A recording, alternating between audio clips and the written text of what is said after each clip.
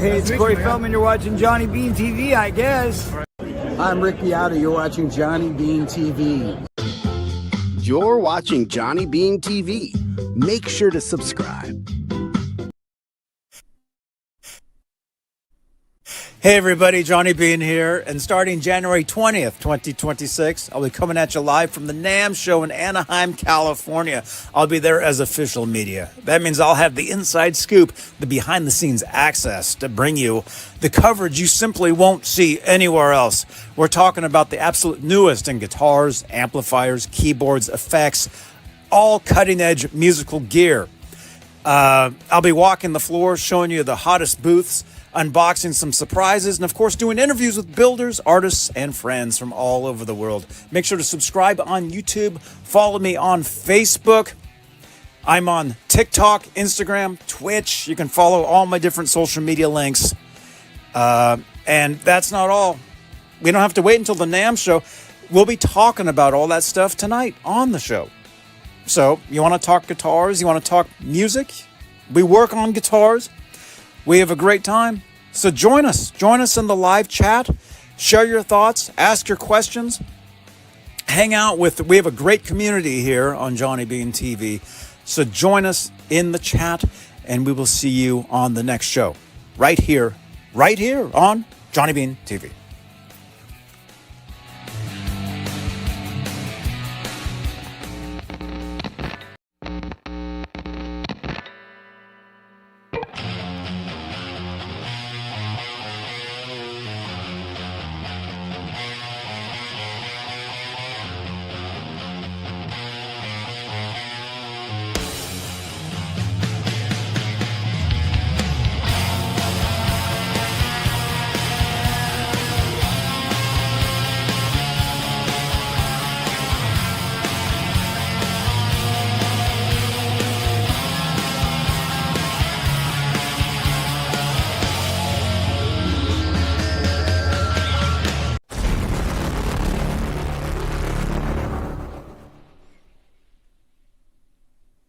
Yo, hey, what's up, you guys? Johnny Beane here. This is Talking Guitars.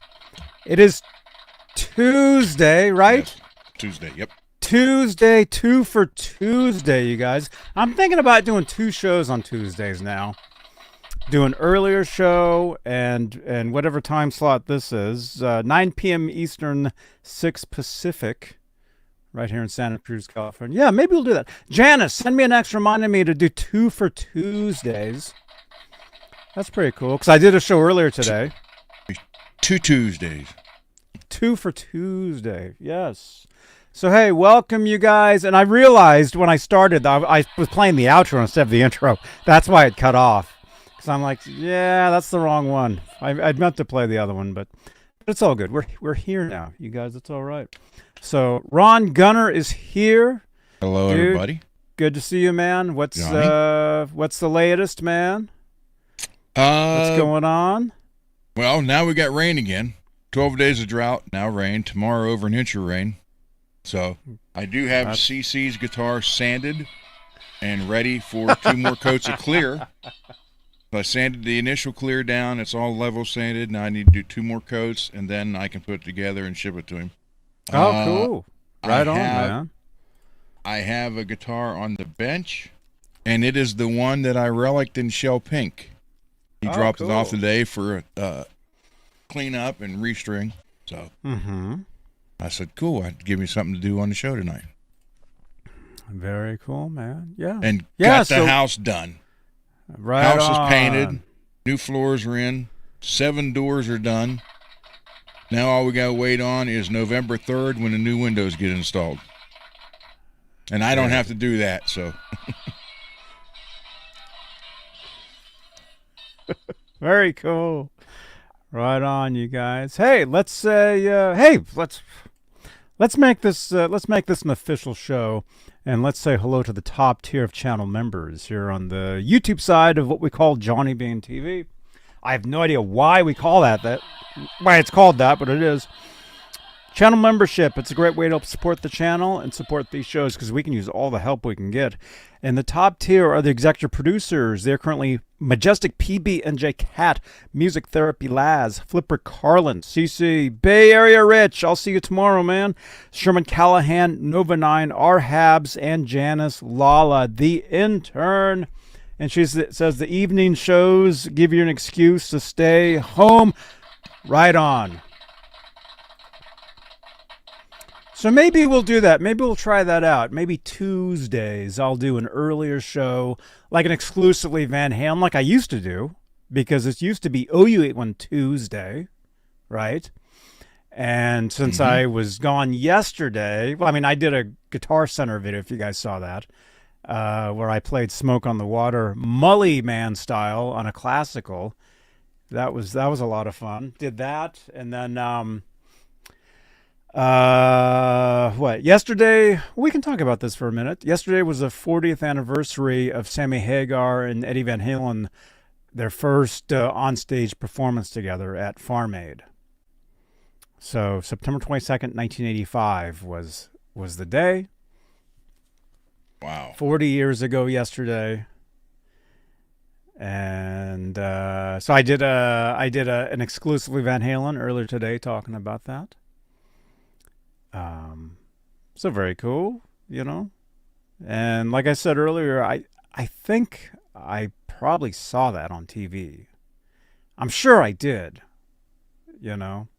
I'm sure a lot of us did, because Farm Aid, I mean, that was one of the bigger live television events, right? Right, Billy Ray? The 85 Farm Aid. Mm-hmm. Oh, there was a lot of people there. You should look it up. There was a lot. There was a lot of artists. I do remember watching Willie Nelson, and I know I watched some of it. Whether or not I saw those guys or not, Van Halen, I don't know. Well, I'll tell you, it definitely woke people up. If it was with Sammy, because they actually cut them. They actually cut the air. They cut them off the air because Sammy kept dropping F-bombs, and but it is pretty historic because that was the show where Sammy did announce that he was in Van Halen. You know. So cool stuff. But anyway, you guys, exclusively Van Halen, the Van Halen show. It's right here on Johnny Beane YouTube channel. Talked about that earlier today. So check out that video if you guys have not seen that. Very cool stuff. Billy Ray, it's sitting right back here on the shelf. Or on the shelf, the rack. Cool. Not the shelf. What is? The Schecter. You know there's a podcast and they have no idea what you're talking about. The Schecter that I worked on, Saturday? Oh, cool. And right on. Rich. Oh, yeah, look at that. Which company is that? I don't know. Rich sent it to me. I can't read it. I can't. It's either... I'm going to assume it's Bog Street. There's this one. Yeah. There's the orange one. Yeah. That's Bog Street because I've got a whole pack of them. And then a blue one. Yeah. Yeah. So it's the maroon ones working out the best. They look like this. Yeah. That's it. Yeah. Yeah. That's Bog Street. The maroon one's working out the best so far. Cool. Have you seen mine, dude? You know, the past couple months, I keep telling you guys, I've got my favorite. I've got my favorite guitar pick. Dude, mine is totally wearing down. It's getting to be kind of weird. This is actually from a company called Howling Monkey. And this is really, I mean not really, but pretty much this is the only guitar pick I've been using the past couple months. And you can see that the side there, it's round now. So it's getting more difficult to actually use, right? So I've been, come on. Yeah, Rich said Bog Street. Yeah. Well, this one's Howling Monkey. We've got some packs of those. We got the Bog Street. Thank you again, Rich. He sent me a whole pack. Well, not sent. I mean, he gave them to me. We met up at Starbucks one time.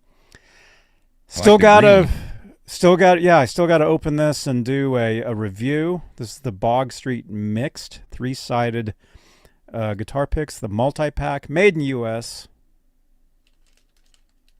So I think should we do that? I mean, maybe we should. Might as well. I mean, what else are we doing? All right, let's do that. Let's do it. Okay, so let's do this. Hey, Alex Radford. Alex. What's up, you guys? Okay, so we might as well do this. Bog Street. This is the multi-pack. And I'm gonna, there we go. Oh, interesting. Comes with a sticker. That's cool. This has been sitting on my desk for like, I don't know, a month? Maybe? But little ASMR for you guys. Actually, this is pretty cool to be opening these up because, I mean, you guys saw the one guitar pick I've been using. The thing is like toast. But I've really been digging it because of the, you know, it's because it's different. You know, it's got the hole and the grip and everything. And it's like once you start using this, Yeah, like it just has such a unique feel to it. And then when you go to switch to, you know, any normal guitar pick, I mean, of course I can still use them, but it's not the same, right? And then this is like a whole bunch of different. I like that lime green one. Look at that. Look at that, man. Let's check that one out. Oh, yeah, that's cool. Gotta do this.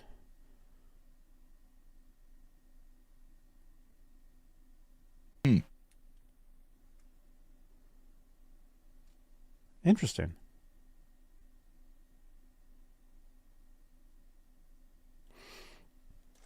So there's that one. Yeah, this is a multi-pack, so I'm assuming they're all different. I mean, I should almost like do this on the workbench. Well, I'll just show you a few of these, and then we are actually going to go over to the workbench in a little bit. And once I go to the workbench, actually, what I'll do, I'll put these over there. So I'll show you. Can you see that one on the top there? I don't see it. You can't see that? I'll put them over here on the bench. And then I've got some here that I took out. I'll show you guys. And then once we go over to the bench, we'll check out the other ones. So again, this is a company called Bog Street. Thank you to Bay Area Rich. Like they're all different sizes. Yeah, these are interesting, man. Here.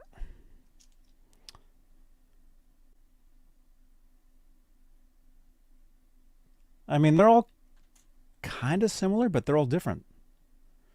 Because they're all kind of the same shape, but not. They got grips on them.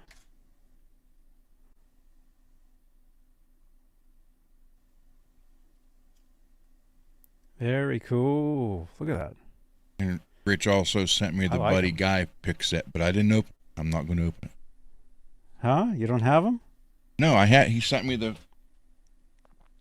this one. But it's still sealed in a tin, and I don't want to open it. Oh, cool, man. It's got. You're not going to open those? No, I don't want to. I don't want to open the tin. Dunlop. Performance Yeah, is everything. there's tons of those out there. You can open them. If you don't open them, I mean, they'll just sit there. You know? Yeah, I mean, the thing is, if you open the tin, you can open them, you can look at them, and you can just close the tin and put it back on the shelf. All right. That way, at least you know what's in there. Oh, I know there's picks in there. Yeah, but you don't know what they look like.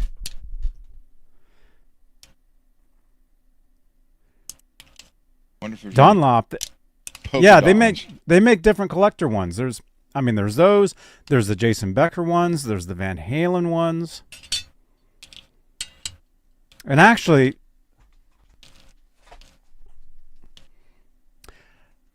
Rich, did you get those at that one shop that we were at?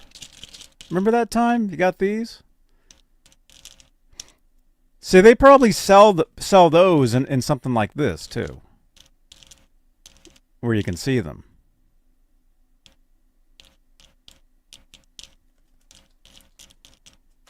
What? James is eating cheesy tuna helper? Gleb Music. Is that, or Gelb Music? Did you get them there, man? I'm assuming you did. Yeah, see, isn't that... Dude.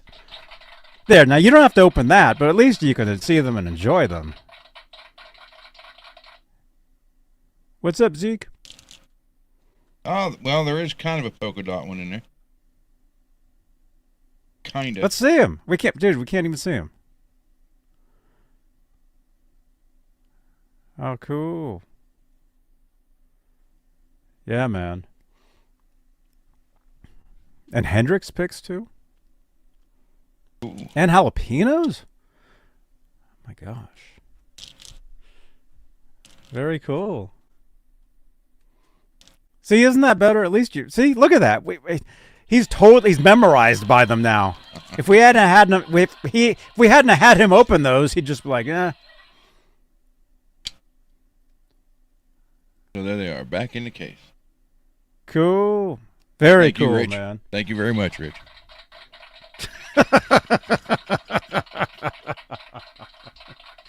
Enjoy your guitar picks. I got guitar picks all over the studio, everywhere. Like I know you got a whole cup full. A lot of my collection. Oh, dude, I got them everywhere, man. I got them in the Rocket Music Gear toilet thing there, and the tone knob thing there, and there, and see what I do is, except for the last couple months where I've had this one in my pocket and this is the only one I've been using, what I normally do is I put guitar picks just everywhere in here so I can just turn around and just grab pick one up, right? Like that's normally I have them on an amp. You know, I've got a few amps down here. I got the bench. You know, I've got the Line 6 up here for direct. You know. Since you got a full toilet of picks, excuse me, you need to get a pick plunger. Mm-hmm.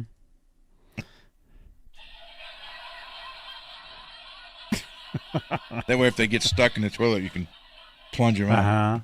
Well, actually, truthfully, they remember last week or a couple weeks ago when they fell over? Dropped them? Yeah. So actually, most of them are back there. They're actually back there where those lights change with super chats. Just saying. But you can like reach under the cabinet and pull them out of there, can't you? No, they're gone. There's like one left. This one. Everything else. Well, I've got some of these things in there. These are like those string tree guitar pick holders. Oh. There's a couple of those in there, but this toilet, Rocket Music Gear, you guys, this toilet was full of these. And what happened was I knocked it over one day accidentally. You guys were here, I think. Yeah. And they all fell back there. They're all... Yeah, but they would be on the floor behind the cabinet, though. Yeah. Have you tried lifting one of those cabinets? No, you don't have wheels on that one? No, I do. Say reach under. I've never know what's under there. Have no idea. Backstage, dude. That's where the crappy pics go. Dude, I saw a post on Instagram, man. I saw a post on Instagram, dude. Very cool.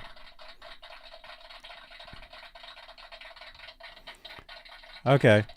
So, you got that one. And see, the thing is, these guitar picks, as they're so unique, once you start using one, like I said, it's not like using a regular one where they all feel the same and you grab one. Oh, yeah.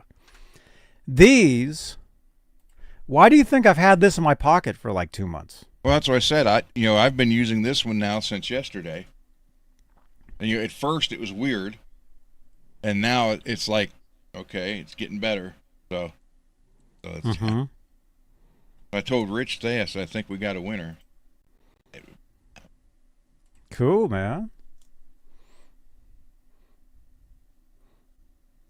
So you got this. But the thing is, this is a sample pack, so they're all a little different.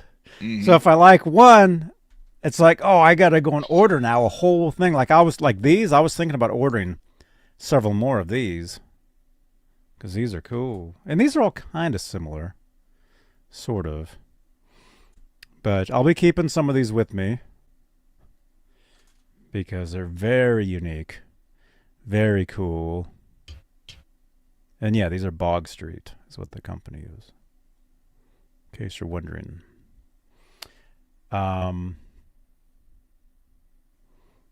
What is it? Backstage? That's Raymond, right? Yes. Raymond, I saw on Instagram, man. You have prints available. Let's see, where did I see that? I think I saw that.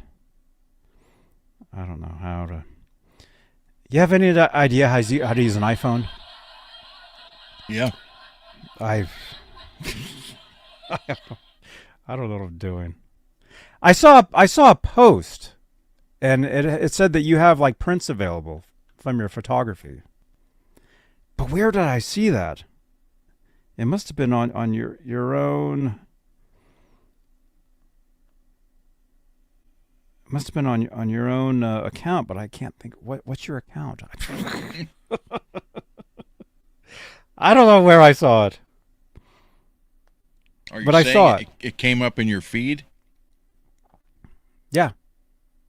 Yeah, I saw it earlier. Let me think. Well, here, let me do this. I'll show it. If I can get back there, I will show. Oh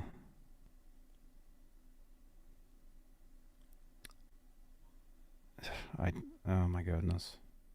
I can't find it. It's here. Amanda is doing that. Yes.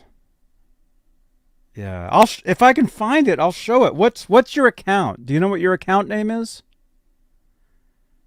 I mean, your backstage recordings on here. I don't think on here you're that. Oh, I know what it is. I know what it is. Hang on. No, I'm not finding it.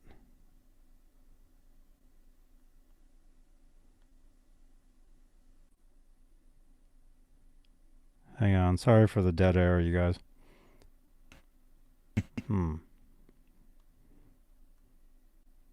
Well, anyway, if somebody in the chat can tell us what one of the accounts is, we can find them.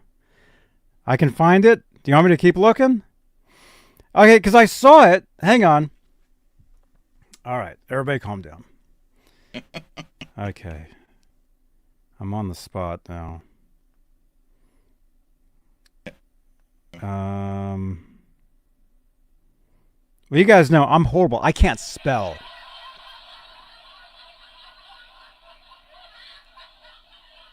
Is that Marshalltown Tools? What?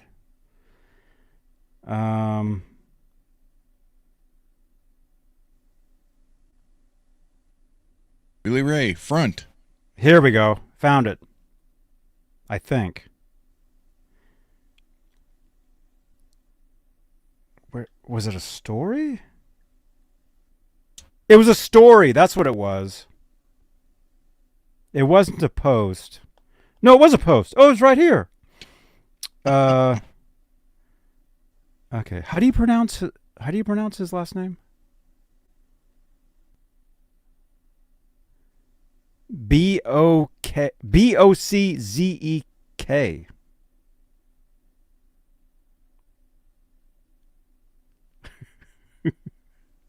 I know. Anyway, this is what I saw. That's okay, Ron. I saw this. Okay, so that's your account. And you have Bosick. 11 by 14 and 8 by 10 prints now available for the first time ever. Never available to the public prior. Bozak Photography. You know, when you read something, you've never actually said it. You're like, so Bozak Photography, right? Who is this? It's Steve Perry, it looks like. That's Steve Perry. Okay. Who's this? I don't know. I think this guy's pretty good. That one. Who's this? That's one I want to buy right there. Well, you should buy it. You should get one of these. Very cool. So, 11 by 14 and 8 by 10 prints now available. Never available to the public prior until now. These Detroit Rock City based shots are available for purchase, including customized orders. So make sure you guys follow Uncle Raymond. Raymond, how do you say your last name again? Stop laughing. Wait. Bozak. How do you say? Bozak? Yeah, which is weird because there's a guy here spelled the same way. He pronounced his Bozik. Bozak. Okay. So, Bozak Photography. How many photos did she post? She posted 3.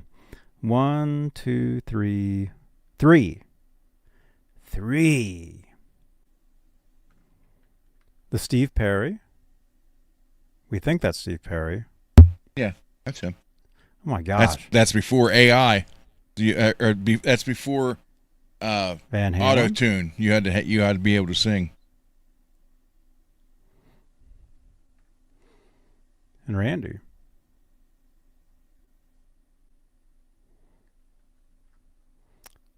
So contact them through his Instagram. That's the account right there. Yeah, that's Uncle Raymond. And there's all the stuff there. Cool. So, right on, man. Dude, look at that. Billy Ray, thanks for your support, man. What you guys just saw was a super chat, and what super chats do is they change the color of the lights behind the amplifier back there. It's the latest in technology. It's pretty amazing. Right there. Billy Ray, thank you for your support, man. Yes. Very cool. So yeah, follow Uncle Raymond's photography Instagram. Give him a follow, and it looks like custom or prints are available now. Very cool. Very, very awesome, you guys. Very cool stuff. So that's what I saw. See, that's the thing. Okay. So before we were in the green room earlier, and I was telling Ron, I'm like, dude, I can't even think of anything because I'm back in, doing this stuff like all the time now, full time. Back in the saddle again. I kind of took a few weeks where I wasn't as like everything that I've been doing for years and years and years. I kind of took a little break, and I felt horrible because I'm like, oh no, I should be doing more. There's more I need to be doing. And so a couple days ago, I jumped right back in and started doing more. And And what more. that mean, what that, yeah. So what that means is when I say and more, I mean, Laz uses that for his tagline, but what that means is when I do a show, I do like promos for it. I do, I post, different things for, I promote. I haven't really been promoting my shows for a while, past month. And one of the reasons for that is because these shows have been 3-4 hours long, like every episode. Every episode has been like, an hour. Oh, it's nothing. We're already 30 minutes in. I mean, we could do an hour tonight easy and it'd be like, whatever. 2 hours, 2 hours is what a show normally, at least around here. 2 hour show, that's kind of normal. 3 hours, yeah, maybe. But no, we've been doing 4.5, 5.5 hours here. The last couple Saturday nights. By the way, no show this Saturday night because I'm going to San Francisco. 5.5. So let's say you do a 5.5 hour show. You crash out after that, and the next thing you know, it's the next day, and the show that you just did. Well, I'm doing another one now. Why would I want to promote the previous one? So for the past 3 weeks or almost a month, that's how it's kind of been. And I've been noticing that, right? So the other night I was sitting here and I'm like, yeah, I need to, I need to go back and do everything that I do. Like we were saying, I think it was, wake up, Ron. Wake up. I'm okay. All right. Well, you look like you were sleeping. So the other day, we were saying, when we do these shows, I podcast these shows afterwards, and I work at probably another hour on each episode once we're done. And so I haven't really been doing that. I've been podcasting the stuff, yes, but all the other stuff that I do, I haven't been doing. And so I've been feeling like, oh no, I'm like dragging. So, to do a podcast upload for a 5.5 hour show takes how long? For the podcast thing itself, I don't know, 15 minutes. But it's not just that. It's not just podcasting. Yeah, no, it's like when I tell you guys we're everywhere. Like, is the video even here? I don't think the video is even here anymore. When I tell you guys we're everywhere, like we're literally everywhere. And I go and let's say we're live on YouTube, we're live on X, we're live on Twitch. We don't do the live on Facebook anymore because they delete that stuff after 30 days. And it's not worth doing a 5.5 hour video and then live on Facebook, and then in a month it's not there anymore, right? It's not worth it. So I have to go and I have to upload that afterwards. I have to download it, which could take about 20 minutes. Upload it, which could take 15, 20 minutes. So that's at least 40 minutes right there, 45 minutes. And then while I'm doing that, I'm working on the description, the title, all that stuff.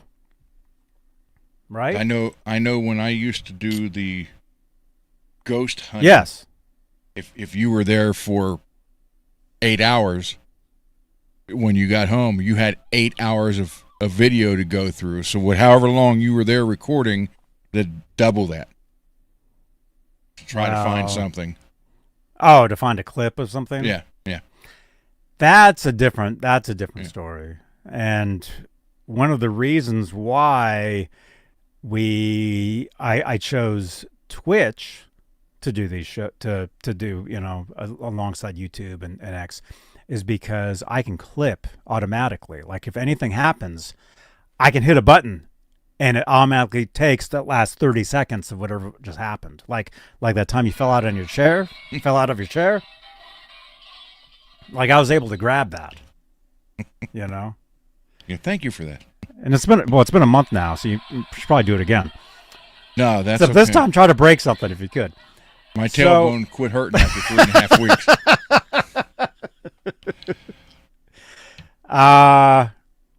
So, okay, and then we'll get to some music news in a second, but so I just want to say, I'm back back in it. Did a show yesterday. Took care of some stuff. Did a show earlier today. Pretty much worked on that up until now. I've been in here working the entire time, right? Like I told you guys, when we get in here, when we get into the studio, it's just going to be nonstop. And that's pretty much what it is. It's great. So, there you go. Okay. All right. It'll be 3 weeks before I can give you another $1. Thank you, Billy Ray. I appreciate all your guys' support, even just watching, even just commenting down below, is support. And subscribing. We have a lot of new people here. There's a lot of new people watching these shows. And I mean, you guys saw the commercial at the top of the show. NAMM is coming up. NAMM show. That's coming up, and that's going to be pretty incredible. And I know there was a couple comments were saying, yeah, last year, or technically this year, there's a lot of walking around and stuff, but we did have there was some internet issues. I think it was around the Marshall booth for some reason. Like our stream kept cutting out. Because they were too loud for NAMM. Yeah, it's probably it. It was killing everything. I know. Peggy says she likes the longer shows. So, Peggy, you're welcome. You're welcome, Peggy. So these shows, and it's like, we're pretty much, I mean, if somebody wants to go back on my channel and actually look and see, but we're like 8 to 10 years of doing these shows live here on YouTube. We're 19 years of content. You can go back 19 years of my life, and you can see all kinds of stuff on the channel here. And if you're a channel member, you get even more of that stuff. You get a lot of cool footage and vlogs and all kinds of stuff. We need to get you a wireless microphone, man. You keep hitting that mic. No wonder it's broken. So, anyway, 8-9 years of live, 10 years, right? And that's, some of the shows, maybe 30 minutes. Some of them, maybe an hour, maybe 2 hours, maybe 3 hours, maybe 4 hours, 5 hours. I know we did 8 hours one time. I know we did 9 hours. I think we took it to the limit that you could do at one point on one of the shows. But that's a lot of screen time, or just doing this, right? Yeah. Yep. Talking on a microphone, being on camera. I mean, that's a lot of stuff. So I was telling Ron, I'm like, yeah, I need to shorten the shows. I mean, they need to be more, to the point, and which, here we are just rambling on this. So I didn't really take my advice on this episode.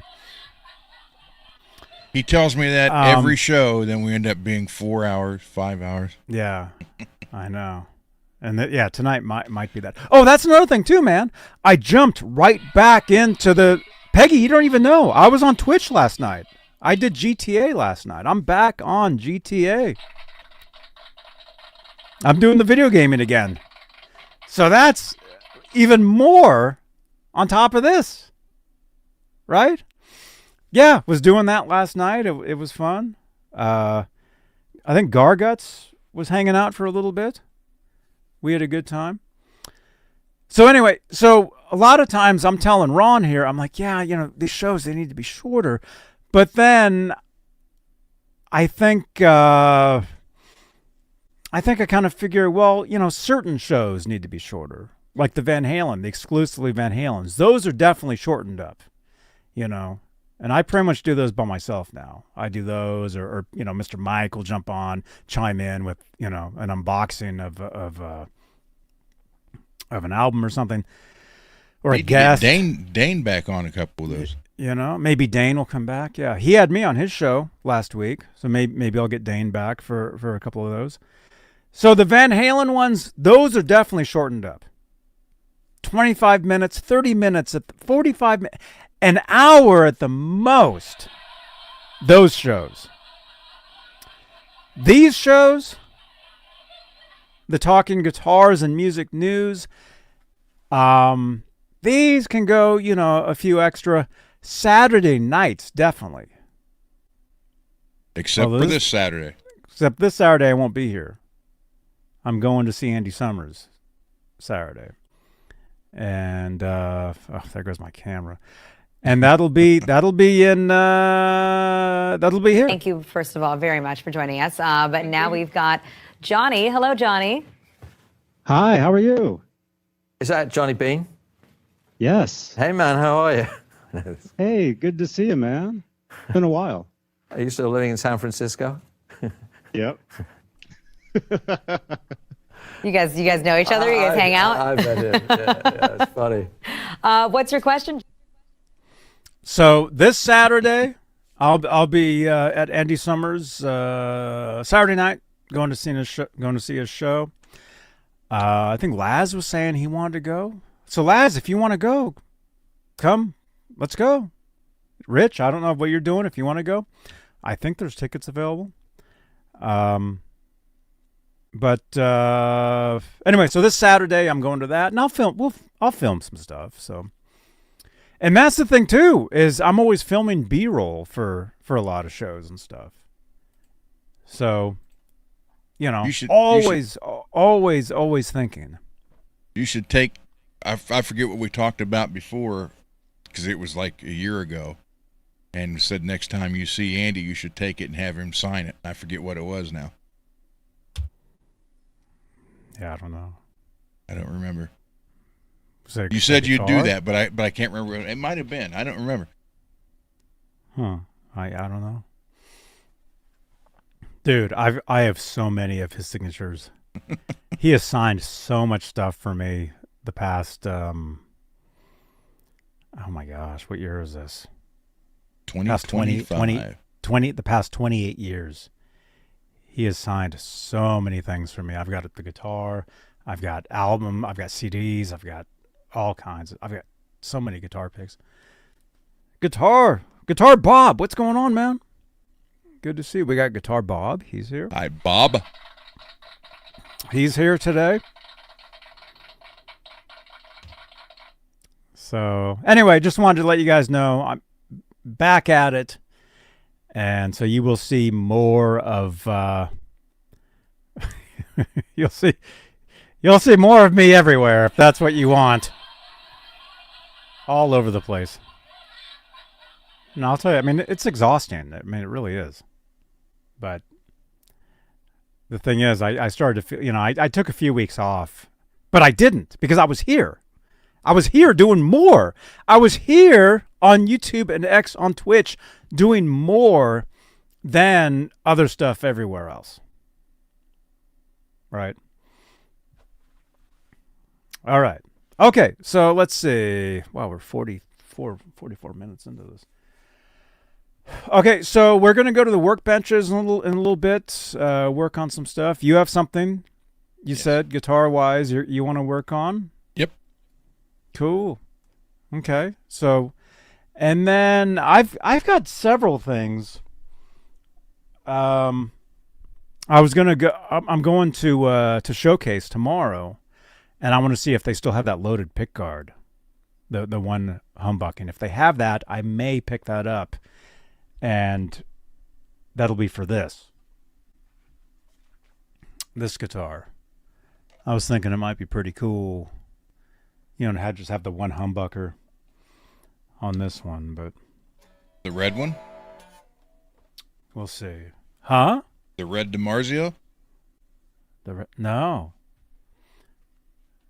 they have it had one in it? They have a yeah. That's No, it's right. a Seymour Duncan. It's a Duncan with a pick guard. It's the whole assembly. It's wired and everything. The basic Tom DeLonge setup then. Sort of, yeah. I mean, it's not a Tom DeLonge because his would be an Invader. But I was thinking it may be cool on this guitar. So I'm going to go there tomorrow. Might, pick that up. We'll see. We'll see. Who knows? I was going to demo some pedals. Film some B-roll for you guys. Maybe do a live. We'll see. Tomorrow. Wednesday. So that means no Workbench Wednesday. So today is Workbench Wednesday. Today. But it's not. It's Tuesday. But it will be. But it is. Yeah. So we're gonna do that in a little bit. We got the workbench cleared off, sort of. A couple other things. I've got this guitar here. I'm thinking, I know I was super excited about this one, and I still am, but now I'm thinking, maybe I'll change it. Because Rich gave me a pickguard with a humbucking route. There you go. So I may install that on here and put a humbucking on this one. What color is the pickguard? It's white. That would be perfect for the yellow. What? The yellow neck pickup, the humbucker. The yellow neck. DiMarzio's. I sent you the red one and yellow one. On this one? Yeah. For the white pickguard? So white and yellow? Yeah, and you get the yellow strap on it. Oh, dude, you just said strap on.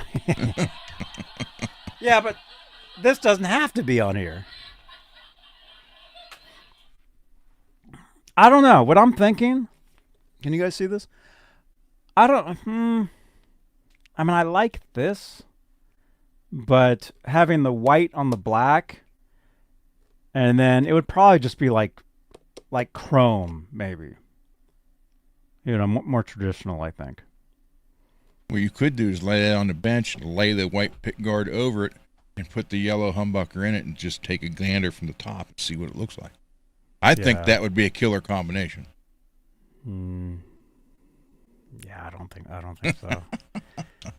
No, I think if I would have a yellow pickup in a guitar, it would be with other parts that are different colors too. That's too I mean, it's flashy, but I think it should be more. This should be more traditional. I don't know. We'll try it.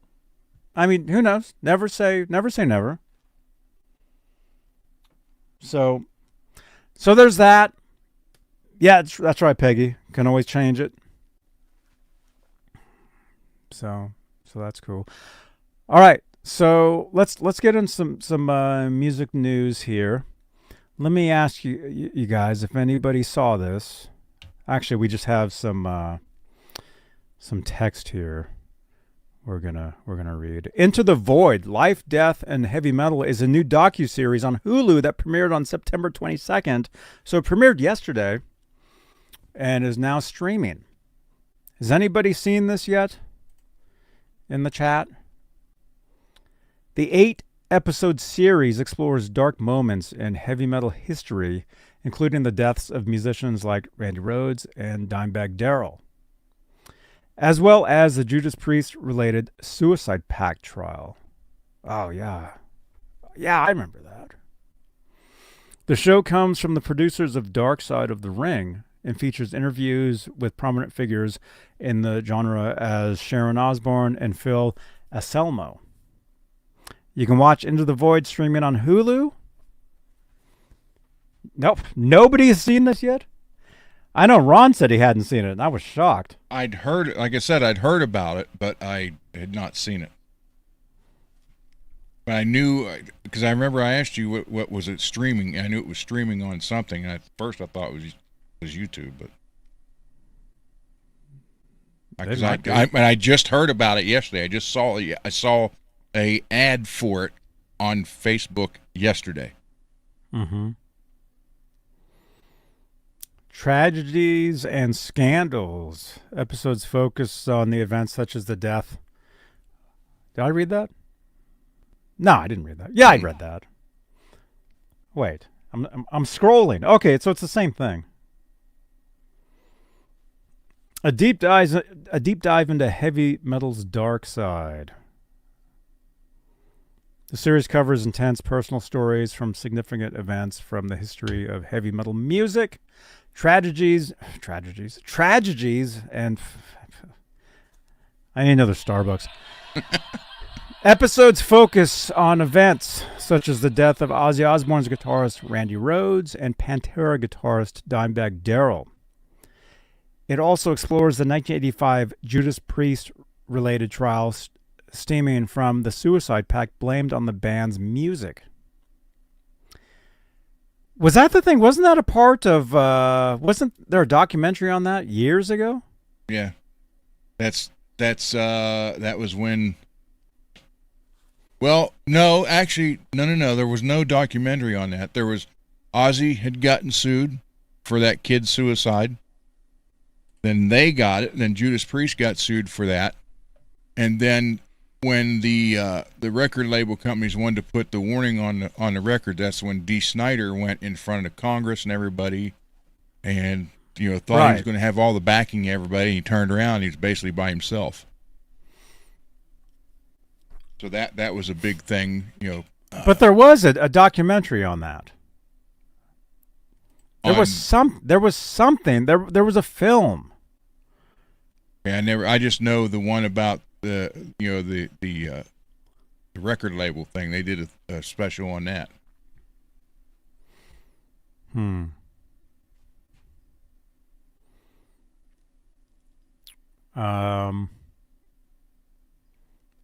A rich cast of interviewees. The series features insights from key figures including Sharon Osbourne, Pantera's Phil Anselmo.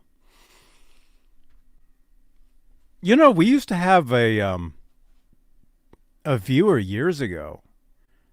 We used to have somebody in our chat a long time ago. They kept saying that they were his girlfriend. I remember. Who, Phil's? Yeah. Yeah. One of many. They used to watch us. I can't think of who it was. This is when we first started doing these shows. I don't know how they found us, but they used to be in our chat and they used to tell us, "Oh yeah, I'm his girlfriend" and stuff.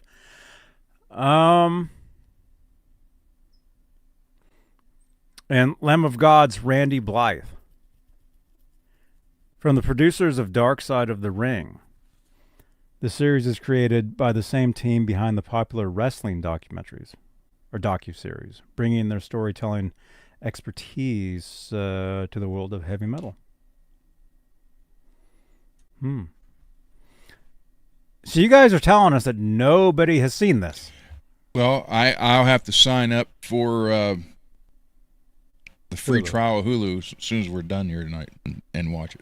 Do it right now. I can't. We'll watch go in it. the other room and do it. Well, what?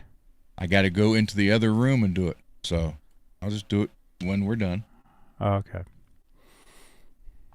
Greasy. You can't hear us? Can you guys hear us? Yeah, that's you. Everybody in the chat, if you can hear us, say we hear you or we can't hear you. How you doing, Peggy? Guitar Bob, you only have YouTube? Music Therapy Lads, what's up, dude? I can't believe nobody has seen that. That's so weird. Well, I mean, it just debuted yesterday. Guitar Bob hears us. So by our next show, I will have seen it. Tomorrow night? Well, we're not doing a show tomorrow night. Oh, Thursday? Yeah. Because I'll be watching it tonight when we're done. Okay, cool. And I'll be on Twitch playing Grand Theft Auto. All right. Where are we at? All right. So we got that. Is there anything else? I mean, is there anything that you know of that you want to talk about? Joan Jett's birthday is today, 67 years old. Cool. Yeah, she's great. That's wait a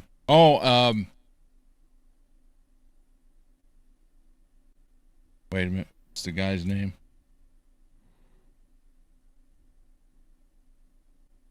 There's a bass player. Oh, the bass player from Tesla is forming a super group.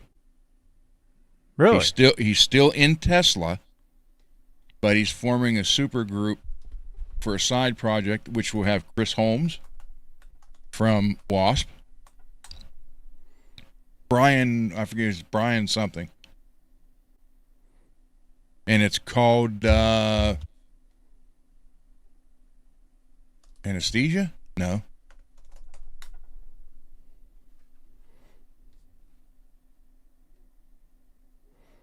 Oh, you're talking about the Tesla supergroup band is called Terminal.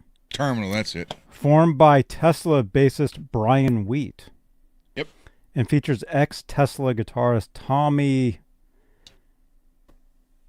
I don't know how you say his last name, but him. Ex-Wasp guitarist Chris Holmes and Salvia? Yeah. Singer. Is it Josie Scott? It's Sliva. Sliva. Yeah. The new supergroup brings together a variety of talent from the glam and new metal scenes. Okay, that's cool.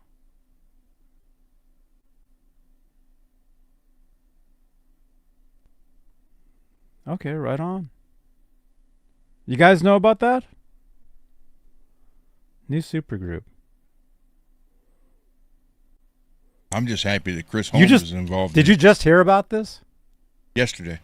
Okay, because this was announced like weeks ago. 3 weeks ago.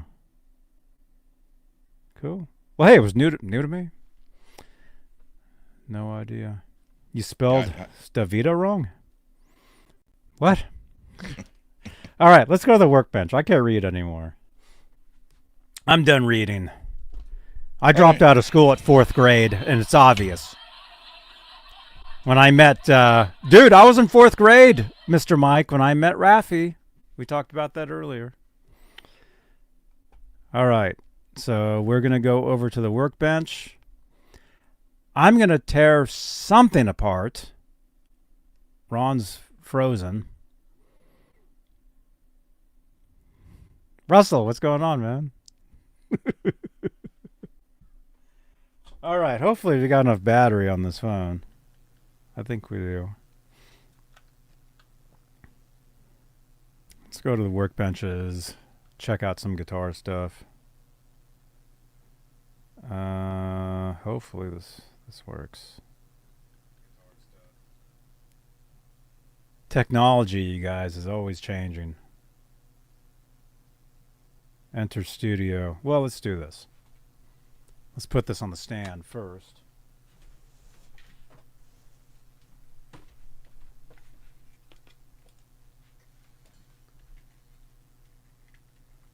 Rafi rocks, man. It's true, man. I met him when I was a kid. And local news. This was Lincoln, Nebraska. If anybody wants to try to find it, I couldn't tell you what station it was. But it was one of the major, ABC, NBC, CBS. It was one of those local stations. Lincoln, Nebraska. This would have been 1980, 84, I think. Laz's senior year. And Rafi, yeah. When Laz was a senior in high school, I was still in diapers.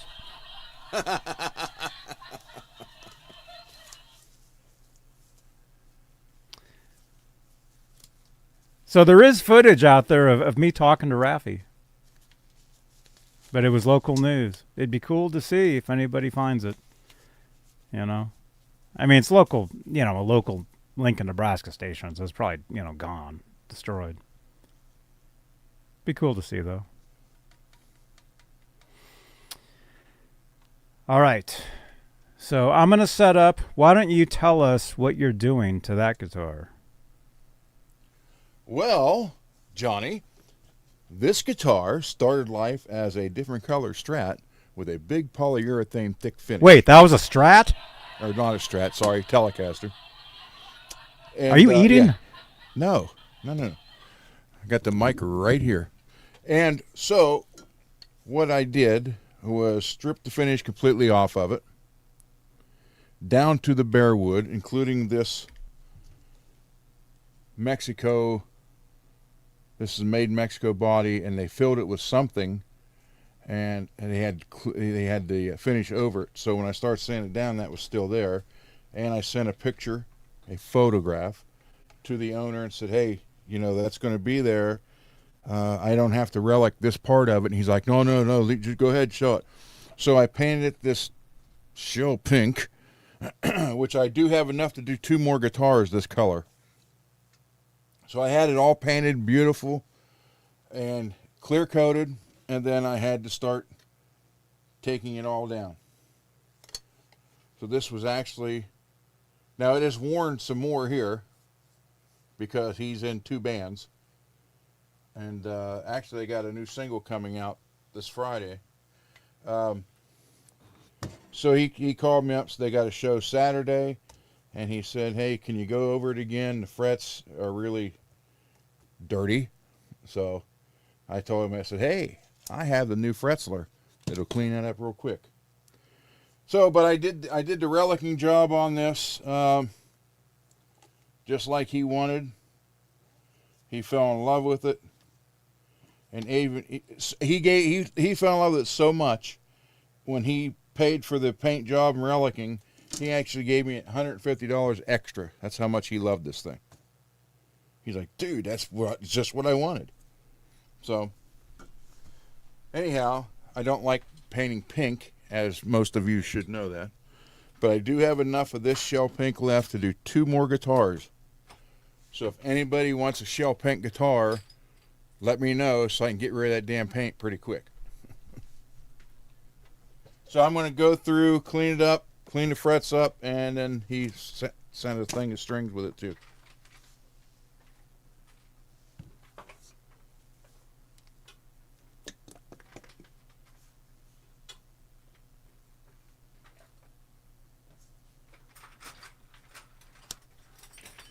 And this is I think it's a 1979.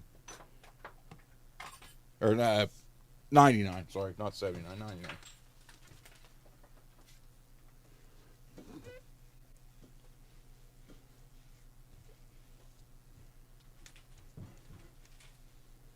So this has been done, I actually started working on it. He's had it now for a year.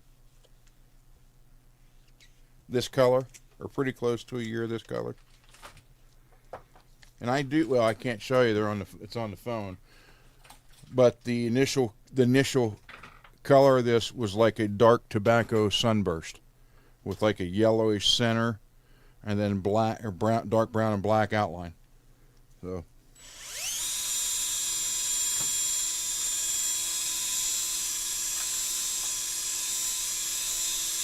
once every couple months, he calls me up and says, "Hey, can I drop it off and give it the once over?" There's one thing about him, and you can see these frets, they're almost green. When he's playing live, he sweats really bad. Oh my God. And I told him, I said, "Dude, wipe the damn frets off when you're done." I don't clean my guitars when I'm done.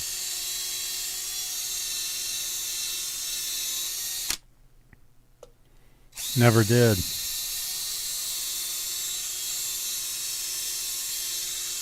So I'm using a little bit of rubbing compound here just to get the crap out of the paint. This was done with nitrocellulose lacquer. Like I said, I took the original finish all the way down to the bare wood, and then I sealed it with sanding sealer. Then primed it, and then went with this pink, and then cleared it with nitrocellulose clear lacquer, and then ended up sticking it in a freezer, and then back out in the sun to start to get the cracks on it like he wanted. So he told me, he's like, "I want it pink, I want it, and I don't want to know that it was ever any other color but that." So I had to remove every trace of the other colors.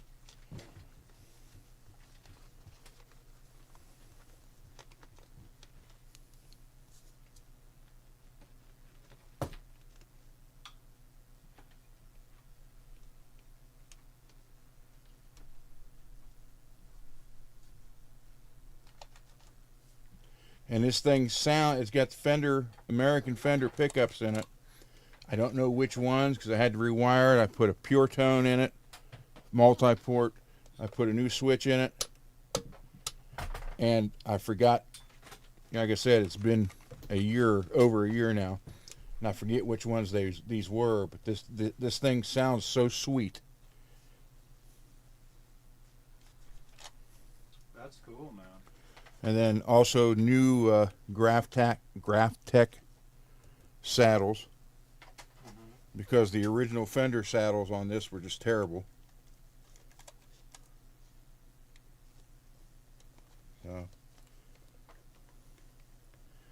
I remember when I first took it apart, I was like, dude, I can take everything off the pick guard and sand the pick guard down, clear down to 10,000 grit and buff it out, and it'll look like new. And he's like, no, don't do that. Don't do that. I'm like, okay. So I didn't do it.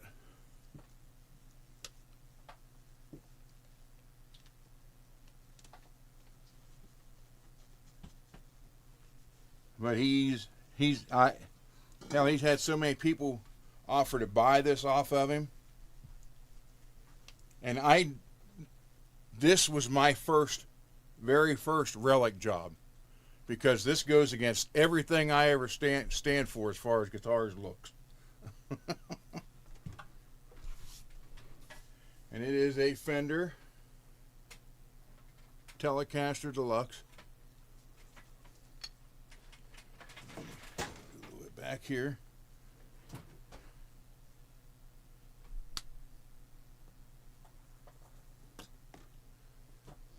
But I kind of did. He was even worried when, after I had it all pink and everything on it, and I seen pictures of it, no marks on it whatsoever. And he's like, man, if it's really going to bother you to mess it up, then don't do it. And I'm like, no, I'll do it. But I didn't want to just randomly beat it up. I actually wanted it to look like. That's one thing about being able to do this from being a player, is you know where it's going to wear instead of just random marks on it. Yeah. And that's what I tried to do to it.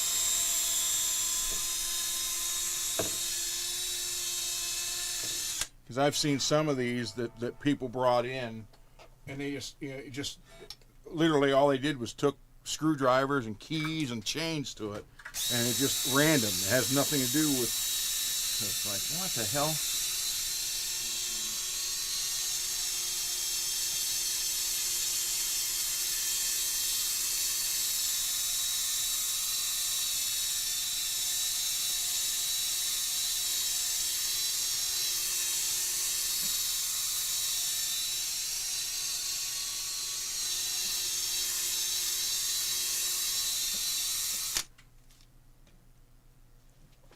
This gets it all cleaned off. His case got like, I couldn't even tell you, 200 decals all over the case.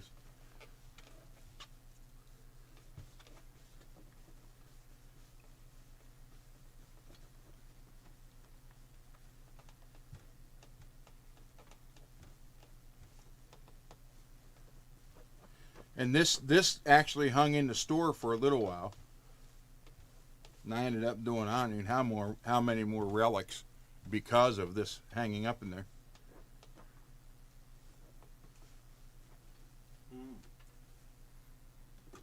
But it's like, I told him, I said, hey, this actually is my very first relic job. That's the wax. That's the compound. Cannot beat McGuire's, man, I'm telling you.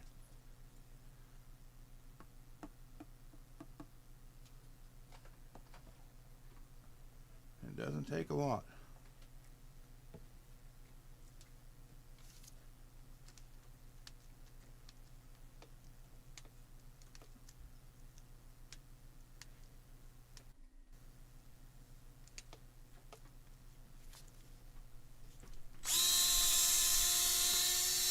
What if I put a P90 in the neck position? There you go.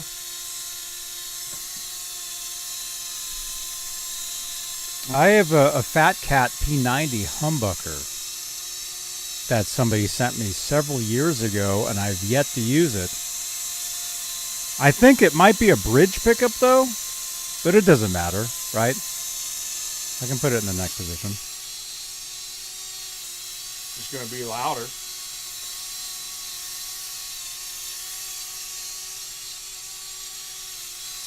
Oh, Maybe. I don't know what the output would be on that.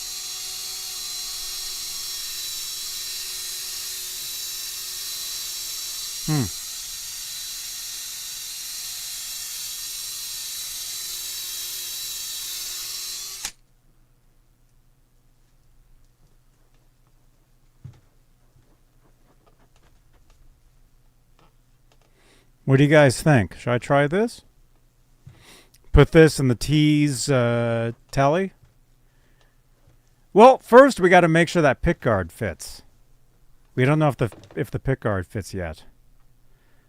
We're going to have to try that too. Blank says no. It's not a good idea. I could see you playing this one, Johnny. Oh yeah, I'll definitely play that one.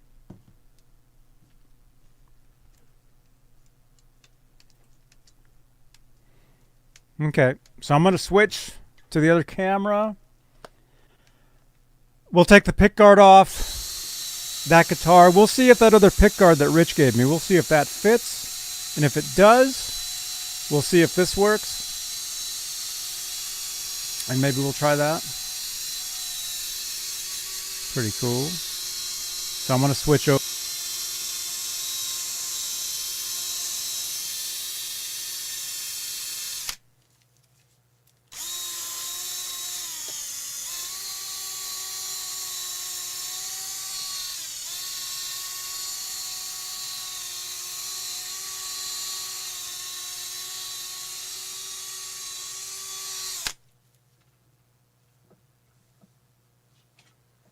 Can you hear me?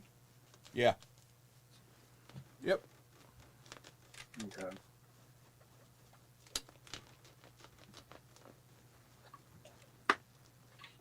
See if this works, man.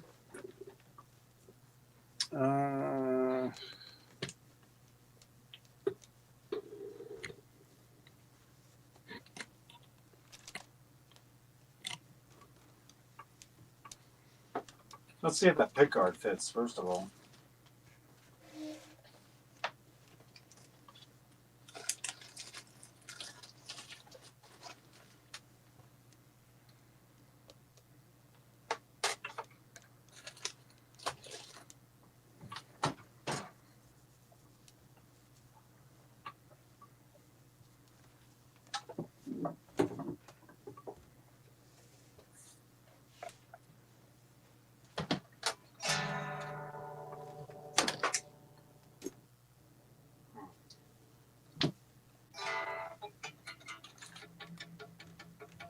Oh yeah, where's my other phone? Get the chat over there so I can see you guys. Huh? Oh, did I learn Everlong? Was that the one? Or no, it wasn't Everlong. It was who said it? Who wanted me to learn it was the Oasis song you wanted me to learn.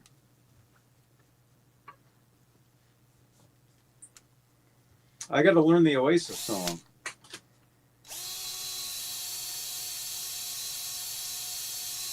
It was Wonderwall.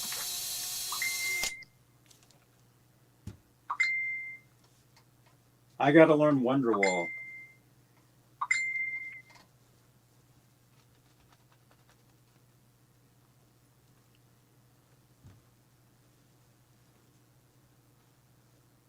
So it's a shiny relic.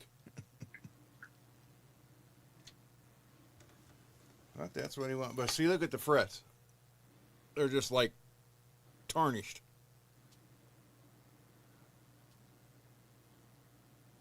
So, luckily, the Fretzler comes to the rescue.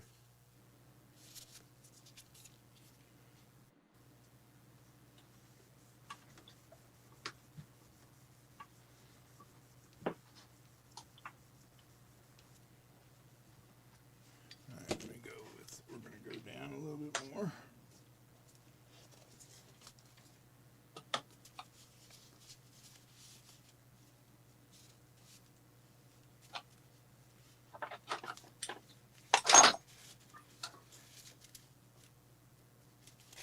Guitar Bob, I see you. I see you guys in the chat. Can you guys see this okay, or this should be closer, huh? Hi.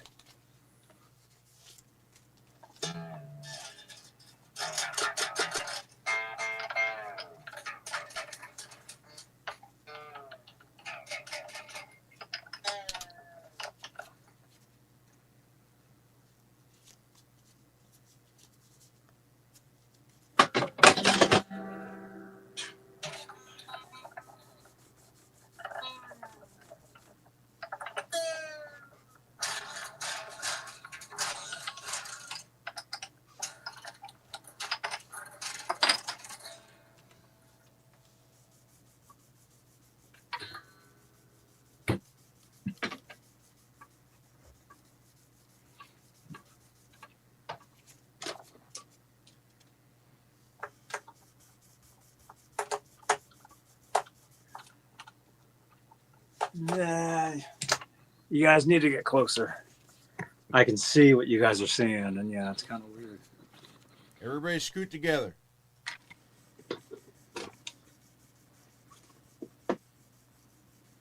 Except Peggy gets the middle of the couch. Well, Peggy has the snacks.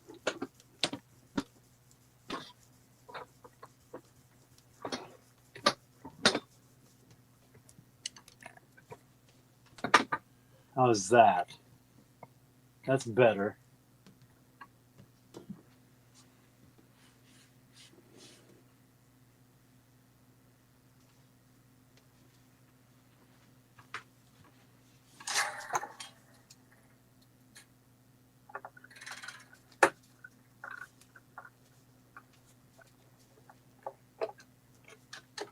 So let's see if this pick guard fits.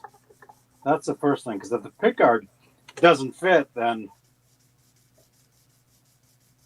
we're doing something else. Because unfortunately, I don't have anything to reshape the pick guard. I don't have any files. I gotta get some files and stuff. I had them years ago, but all that stuff, you know, dude, I've literally moved like 30 times over my life. I've moved so much. So stuff just gets like packed away and lost.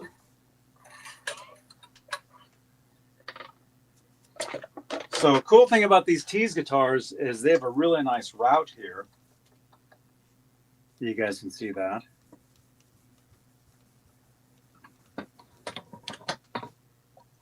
Look at that route.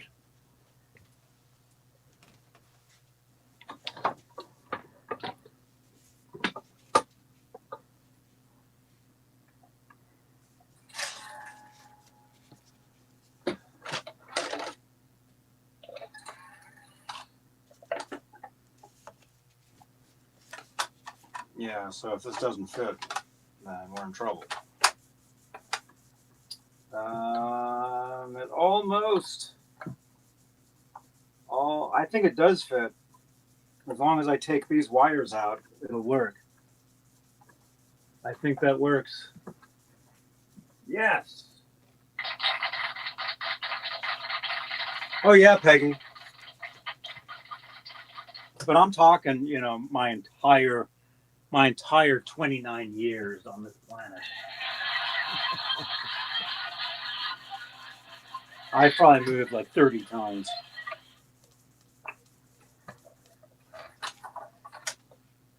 All right, so I think that works. So let's unsolder this pickup.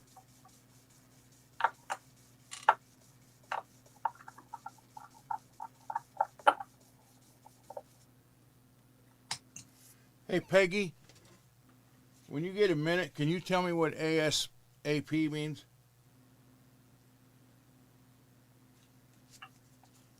Is that a joke?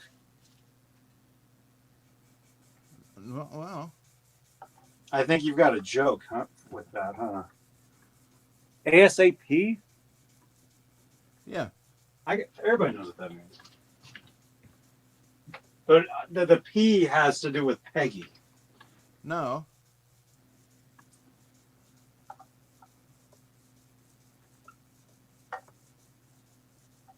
Oh crap. Wire this. Okay, so that's.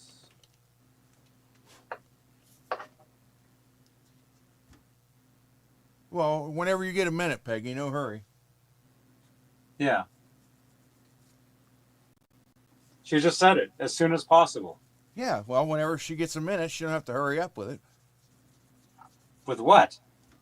Tell me what that means. She just did.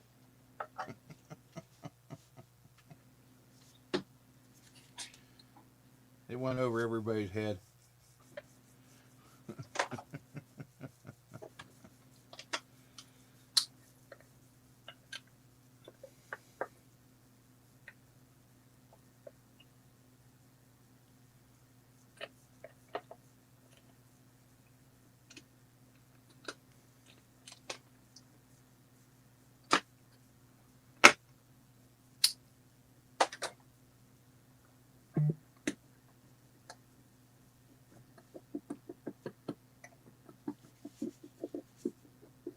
And see, tomorrow, if we were having a show, I got guitars from Faith and Failure going to be here tomorrow to work on.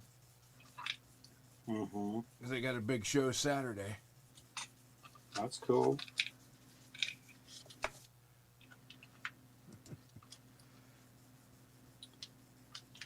Let's see if the seat fits in here. Yeah, I think that'll fit.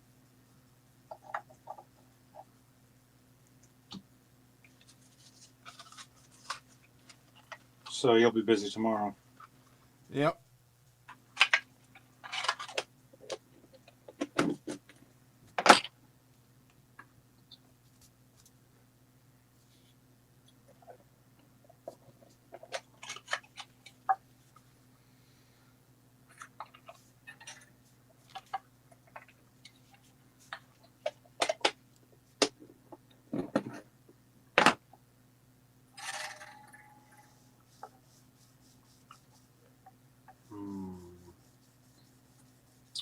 Wonder if I should make it easier and just cut the wire and splice the wire. This is just the 1500. I got to do 3,000, 7,000, and 10,000 yet.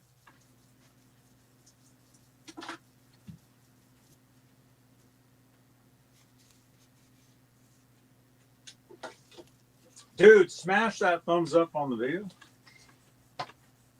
If you guys haven't done that.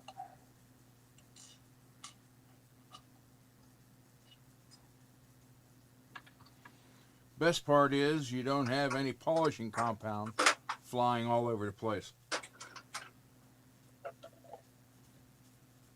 Or any steel wool sticking to the pickups. Okay, wait. Black. Black is ground. Red is hot. Okay, I see what's going on. Well, yeah, I don't want to.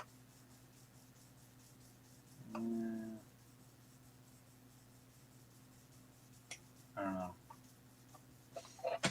Do you think it's wrong to cut a wire instead of unsolder it from the pot itself? No, not as long as you're going to solder the new end to it. Yeah, I just think it'll make this just a little easier. All right. So there's that. Unfortunately, that's gone. It was fun. It was fun while it lasted having this on there. But the truth is, these pickups, they're not really that hot. So when you switch in between, you get a pretty noticeable volume drop. And I've used compressors, for that, and it's fine. But I was just thinking like a humbucker, or I mean, this is we'll try this P90. We'll try this in there. That might be the thing. You know, I always like to have, you know, little different things. So maybe we'll try this out. And yeah, if this doesn't work, I've got, you know, a couple other humbuckers we can throw in here. I mean, we did talk about the yellow one, but yeah, I think that just a little too flashy for this. I think this should be more of a traditional looking guitar. I think. I don't know. What do you think, Peggy?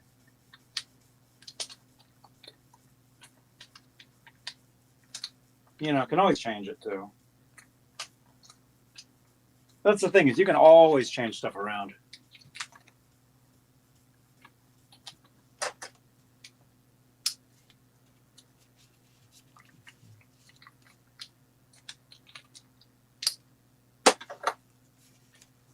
Yes.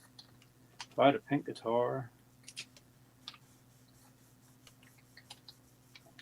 I've got a couple pink guitars.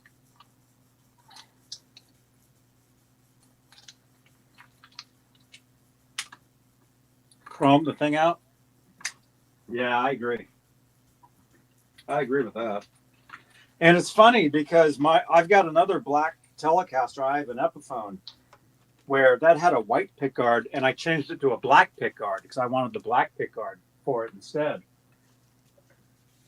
Because I wanted all black. And now here I am changing this back to white.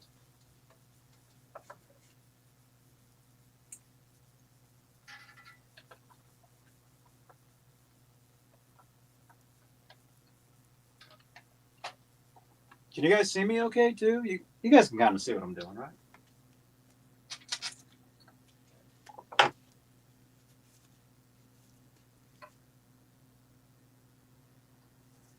I like to have a camera over the shoulder here instead, but the thing is, I've got the soldering station over there, and I don't want the solder, you know, getting on the camera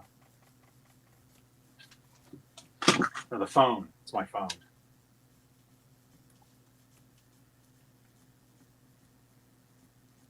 You know, I tell you guys, eventually I will have, you know, different cameras in here and stuff. Just got to figure it out and do it. That's really all there is, you know. That's another thing too. That's one of the reasons why I jumped back in and started doing, you know, all the extra work that I used to do with these shows that I kind of didn't do the past few weeks. It's like, hey, if I don't do it, nobody's going to do it. So just got to do it. Oh, did you guys see that?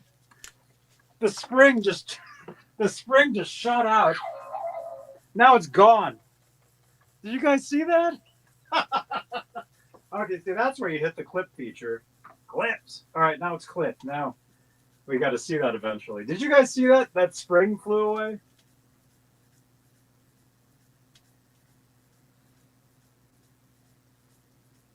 Dang.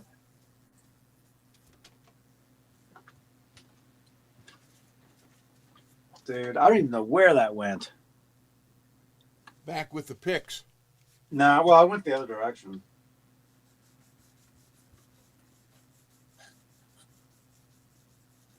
I mean, really, these Seymour Duncan springs, I mean, they're almost too long.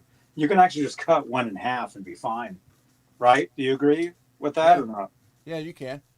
Yeah. So I'm just going to do that. Try it out.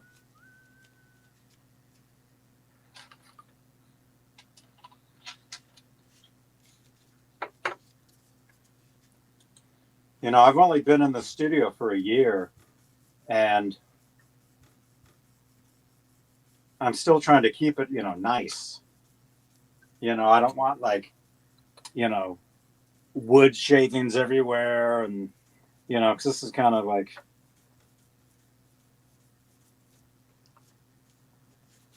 I mean, it's a workshop, but at the same time, I mean, it's a TV studio. It's like the same It's like several different things. All right. So I'll show you guys what I'm doing. So I'm installing this P90. This is a humbucker size P90 into this. So yeah, Holly, it's been a year. It's been a year since I've been in here. Right?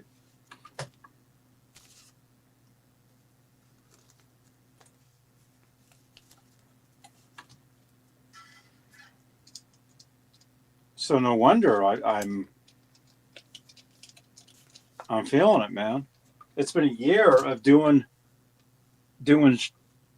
almost daily shows, almost daily, if not daily. Well, I know there's been there's been like a Sunday where I haven't done one, or a Thursday where I'll go over to Laz's channel, and Mondays I'm usually gone, but Tuesdays, a lot of Wednesdays I've been doing shows, because you guys know there's nothing on Wednesdays, nothing at all, except this. All right, can you guys see this? You guys see what I'm doing?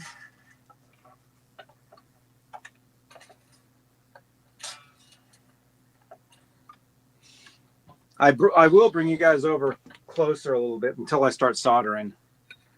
Then I don't want you guys here while I'm soldering, because I don't want the fumes.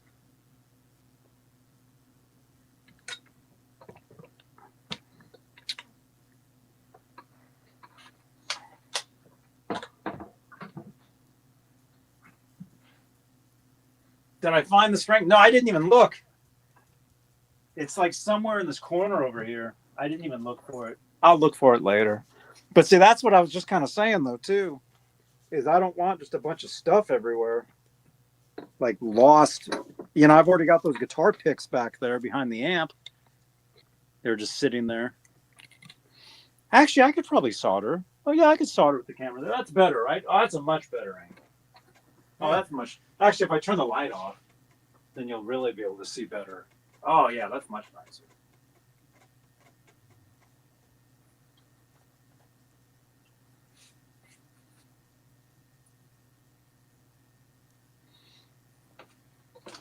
I am cleaning them up, Holly, with the Exclamation point. Fretzler. That unfortunately is all sold out right now. Fretzler in the chat. Fretzler in the chat. And as soon as they come back, I'm buying another one just to have a second one around. There, look at that. Can you guys see that? There you go. Look at that.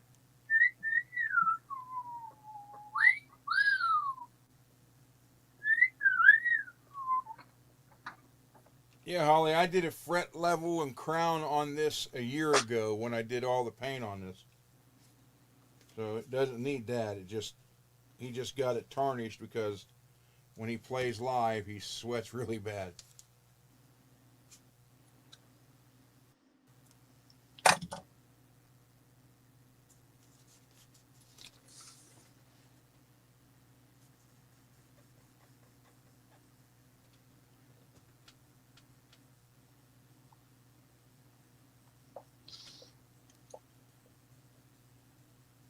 This is the best fret tool, I'm telling you. I'm not putting hardly any pressure on this at all. And best part is there's no like if you use steel wool, you'll have steel wool sticking to the pickups. If you use or the polishing compound, you got it sprayed all over the place. This stuff uses from 400 to 10,000 grit sandpaper, and gets them smoother and there's no effort to it.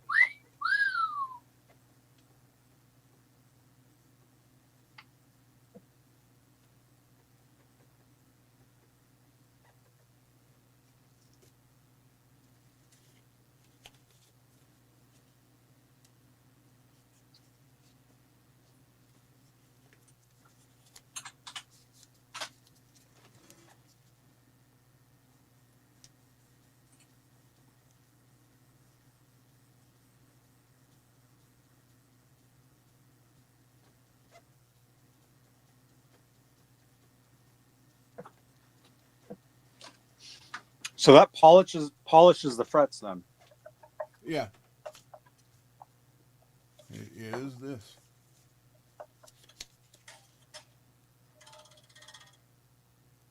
German made. And German makes good stuff. Germany makes good things. It's shaped as the fret. So it just glides right there.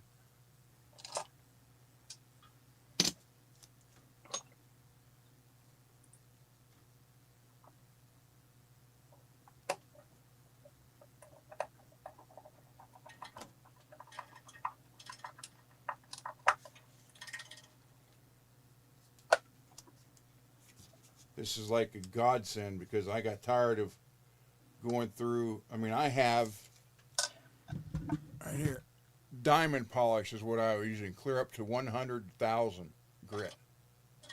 You put it on and you kind of got to wet it a little bit. And it works great, but you got that stuff all over the place.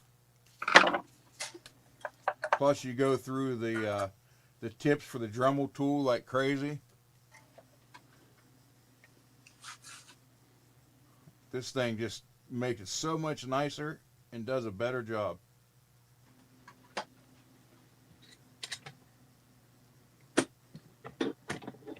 On this soldering iron that you sent me, what does the SLP mean?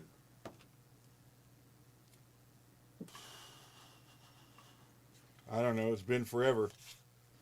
Just crank it up to about 700. Oh, the temperature? Yeah, Yeah. it says it's at 400. Yeah, set it at about 700. Okay. Okay, now it's going up to 700.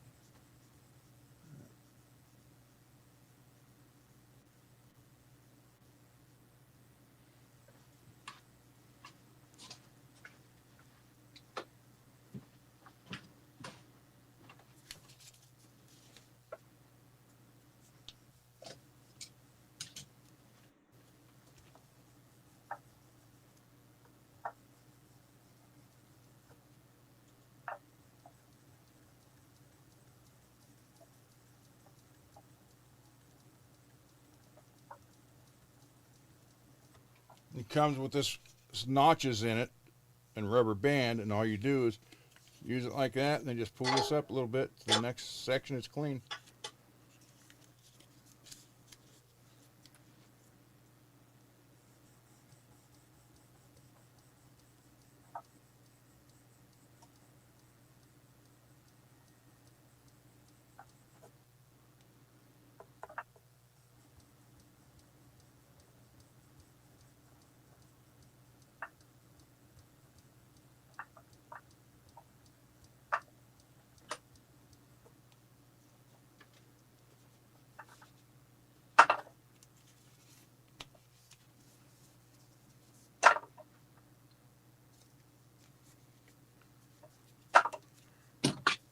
Yeah, this guy plays guitar in a band called Stone Campus,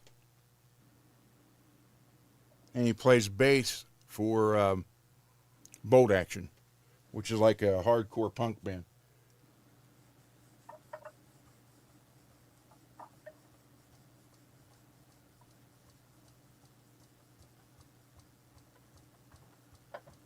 Cool. Yeah, it's like the week he got this guitar off of me, back from me with this paint job, they did a video. Mm-hmm. And he's using this in the video. They got a girl singer. Female singer. Yeah, well, whatever.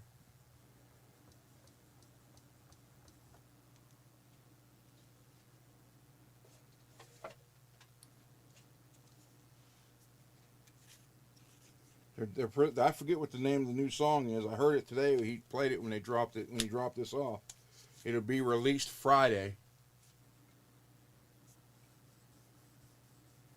and they're having it done on 10-inch singles. Oh, vinyls? Yeah. Oh, cool.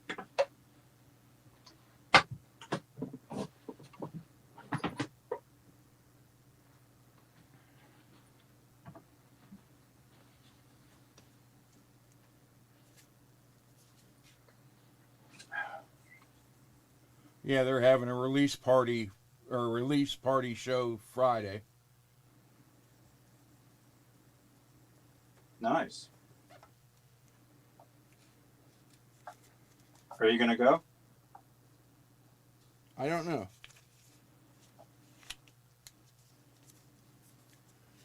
I do not know. He's gonna. I told him I'd call him tomorrow. He's gonna come pick us up. Where is it? I don't know if it's either Wheeling, West Virginia, or Pittsburgh. One of the two. Because they play a lot in Pittsburgh.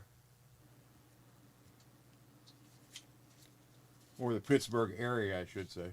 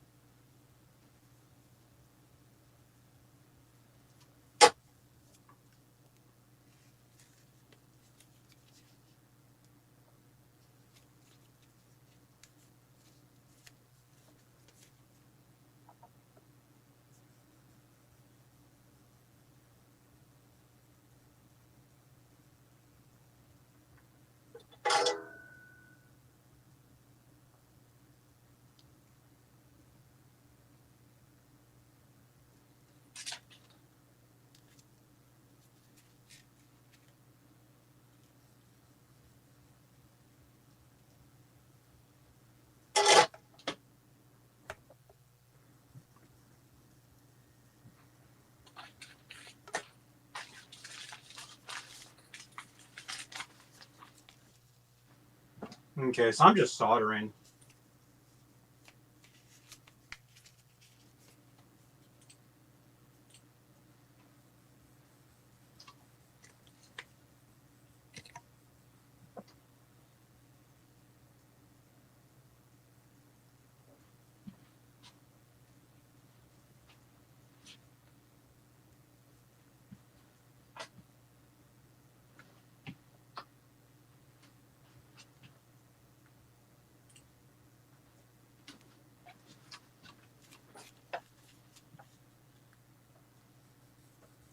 Let's see if this works.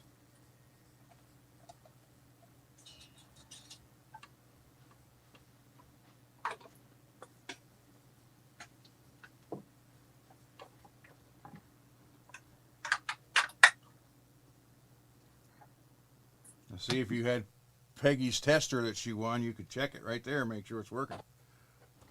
Oh. Yeah, maybe I should get one of those.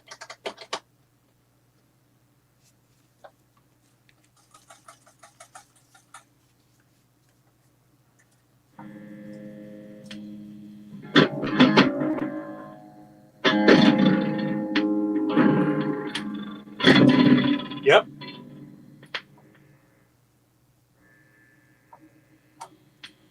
It works.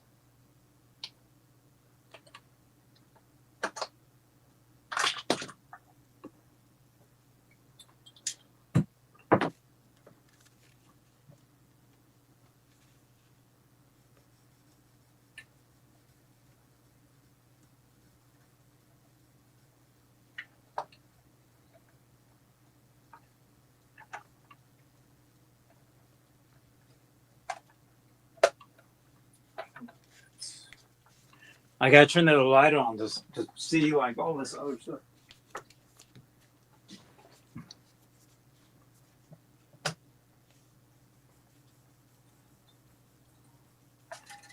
Don't you hate it when you put the pick guard back on, you put everything, you tighten everything up, and the signal's gone? Does that ever happen to you? Yeah, that happened. That just means you got extra wire touching somewhere that it shouldn't be, or something came apart. Yeah, I hate it when that happens. So you think you're done. Hopefully that doesn't happen. Everybody cross your fingers that won't happen tonight.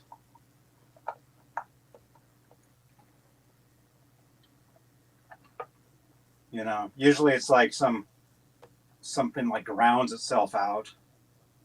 Something's touching.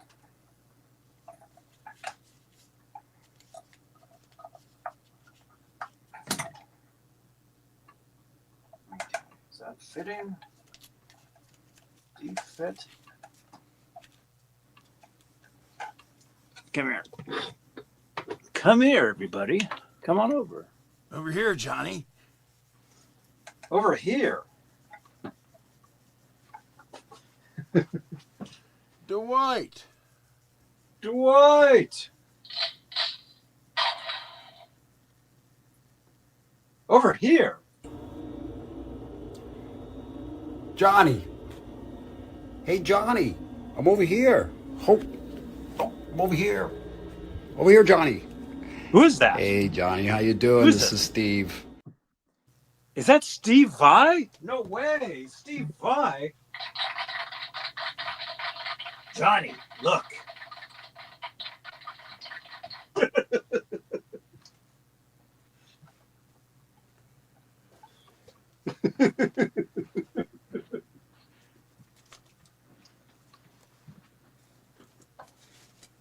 Oh, come on. How come you don't fit?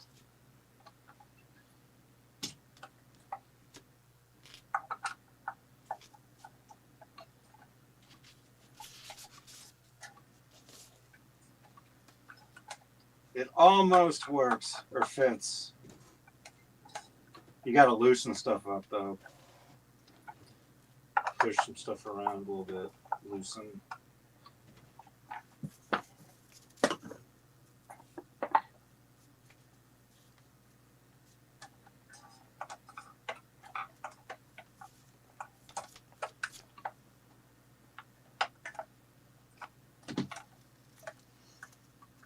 Oh no! But then you put the pickup in, and all of a sudden nothing fits. The control plate and the pick guard don't want to play anymore.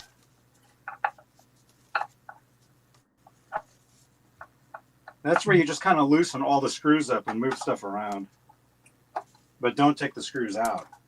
Just kind of loosen them, and then maybe you can move stuff around a little bit. Hit 7,000 Or not.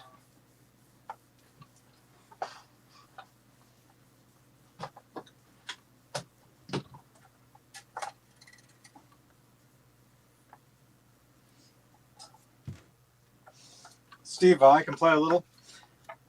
Yeah, I think he knows a little bit of guitar. He can do better.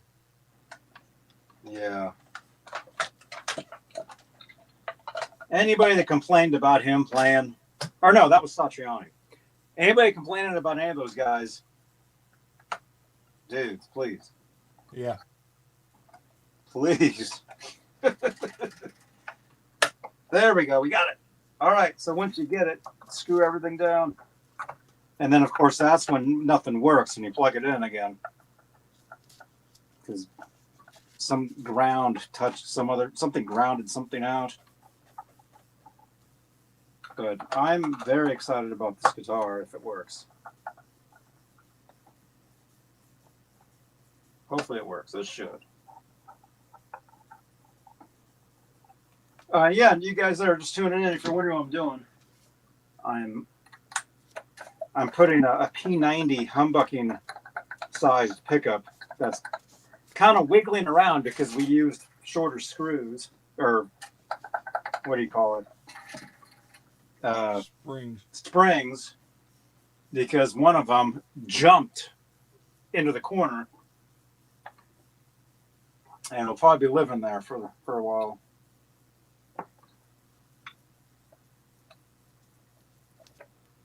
Yeah, and hopefully it doesn't jump around too much. Look like that. Once we plug it in, let's make sure it's still.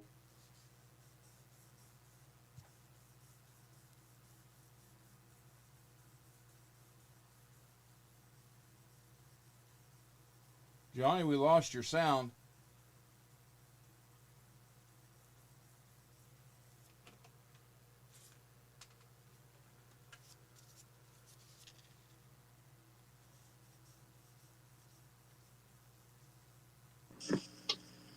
There it is. There. Now, the only other bad thing that could happen well, there's a few things. Is the pickups will be out of phase.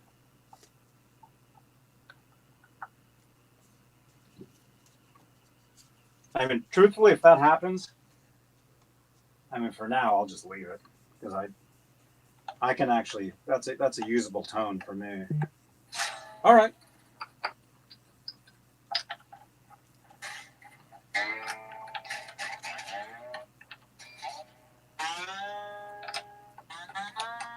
MPN. Oh, dang it. Hey, MPN, I just broke a string.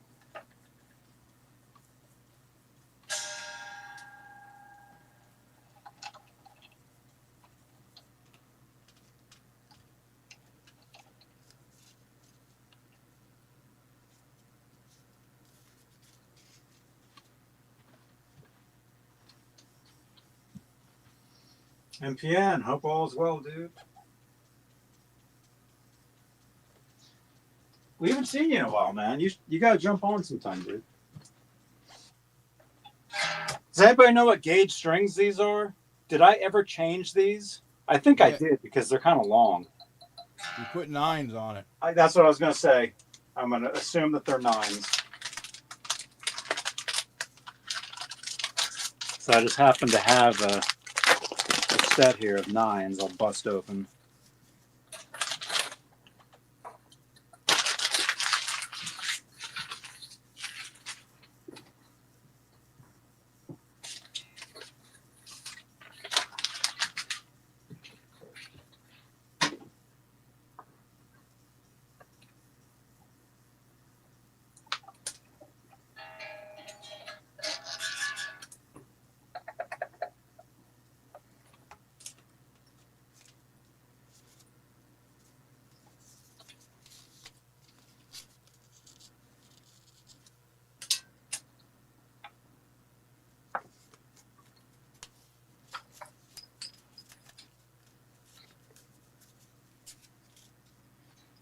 So hope everybody's having a good time. One thing I notice when I'm at the workbench in here, Yeah. when I start working on stuff, I notice that it gets hotter in here. So I'm like, I start to heat up while I'm over here.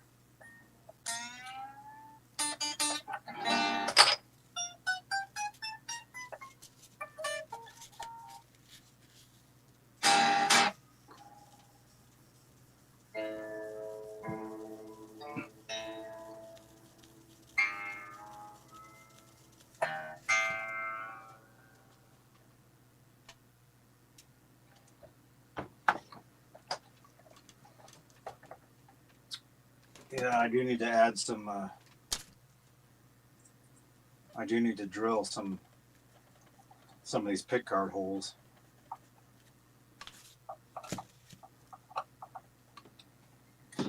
Dude, let's plug this in and make sure this is awesome. I'll just go ahead and I'm done soldering for tonight.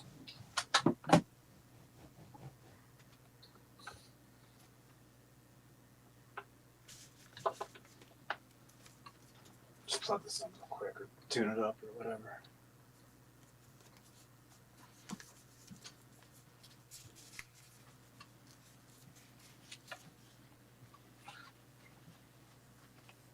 Dude, this guitar looks. You know how I said it looked great last or before? Yeah. This looks even better now, man. This guitar looks incredible. Look at this. You guys see that? Nice. That looks really nice, man.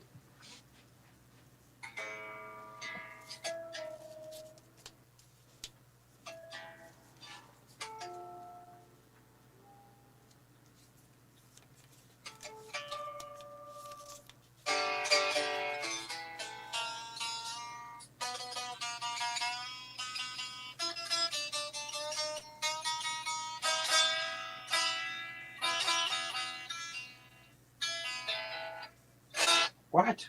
Where are you going out to?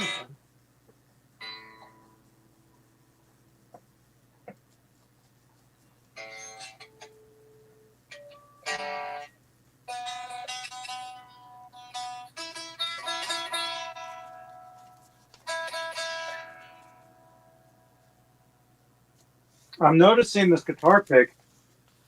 It's the 3 sides, but they're all like different thicknesses. Like there's like, this is heavy, this is like light, and this is medium.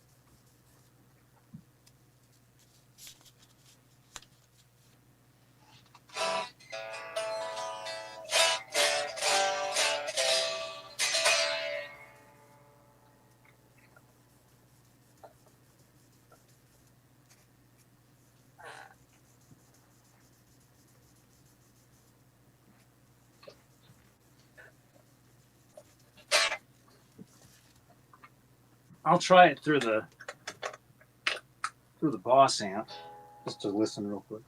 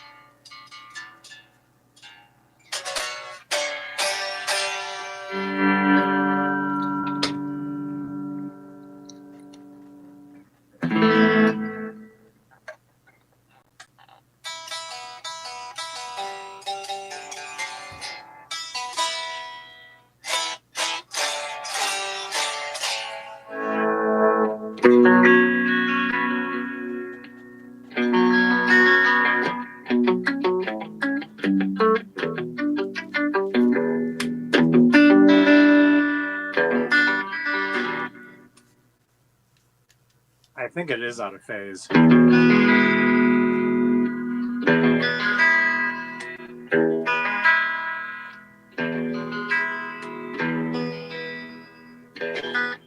Yeah, it is. But it just has the one wire though, man. Would that mean that the bridge pickup, the rail, has more wires to it? It's not just one wire? And I would want to switch one of those wires out? That's a TEASE, right? Yeah. I think those are just one wire pickups.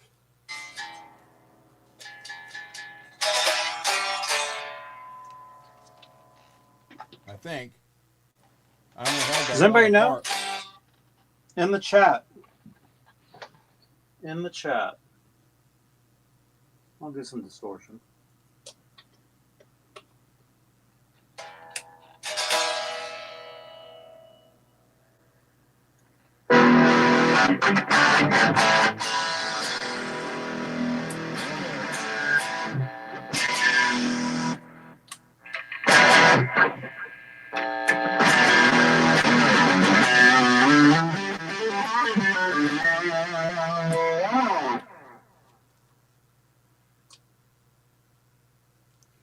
Run it through the line 6.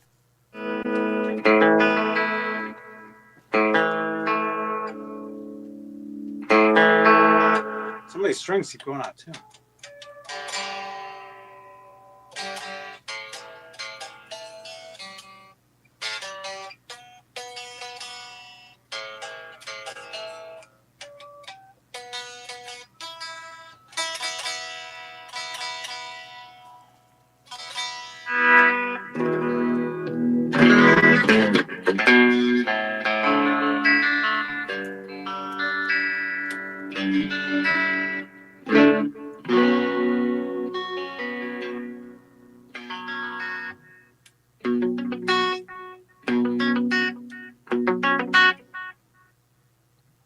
Huh.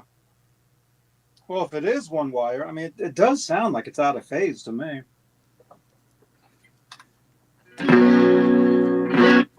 I mean, in the neck position, it sounds great.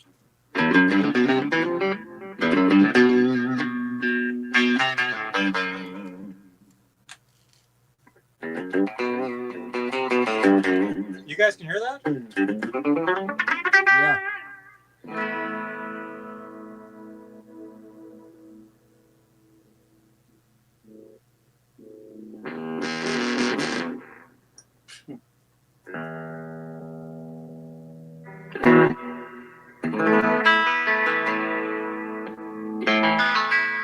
Oh yeah, that's out of phase, man. That means if this is, I don't know if this would be one wire, man. I think that means this would have more wires. This one, because why would that be out of phase? If they're both one wire, it wouldn't be. That means there must be another hot wire in here that I need to switch out.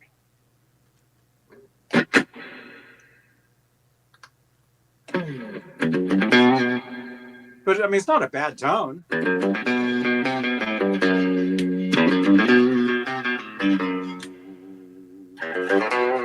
Try running it direct through the line 6. See what it sounds like.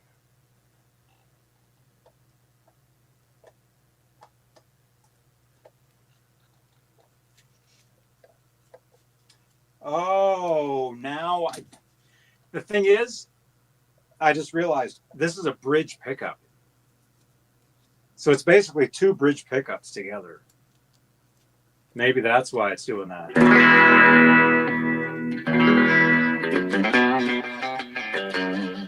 This is basically Guitar Bob.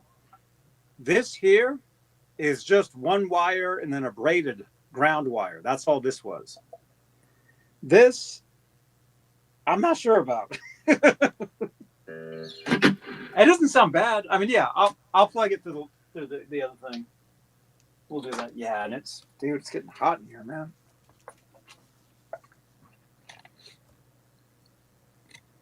Yeah. Oh, that was my shoulder. That was this. Oh, now it's not doing it, of course. This looks great, though, man. Look at this.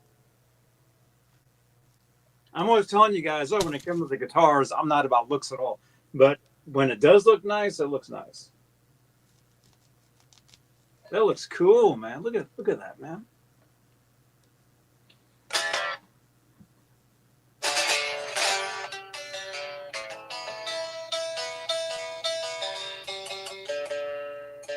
Yeah, that's the thing, is it's not a neck pickup. It's a bridge pickup, I think.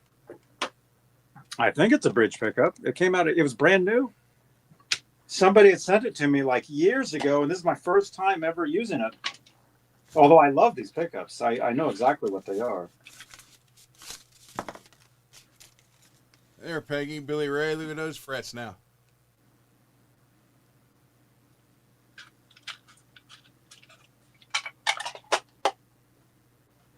Nice. I freaking love it. That cat nickel. 1B. Yeah, bridge. So it's a bridge pickup. So maybe that's why it's out of phase. Yeah. Let's plug it into this. I'm going to switch back over. Do I want to hit that one? Leave studio.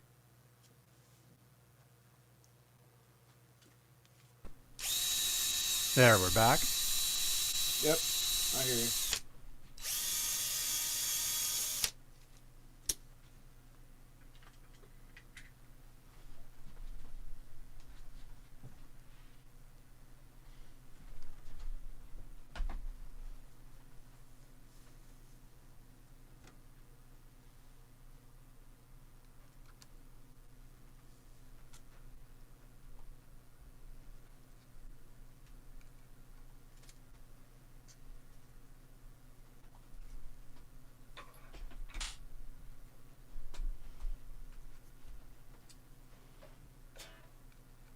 Oh yeah, I was gonna show you guys some of those other guitar picks.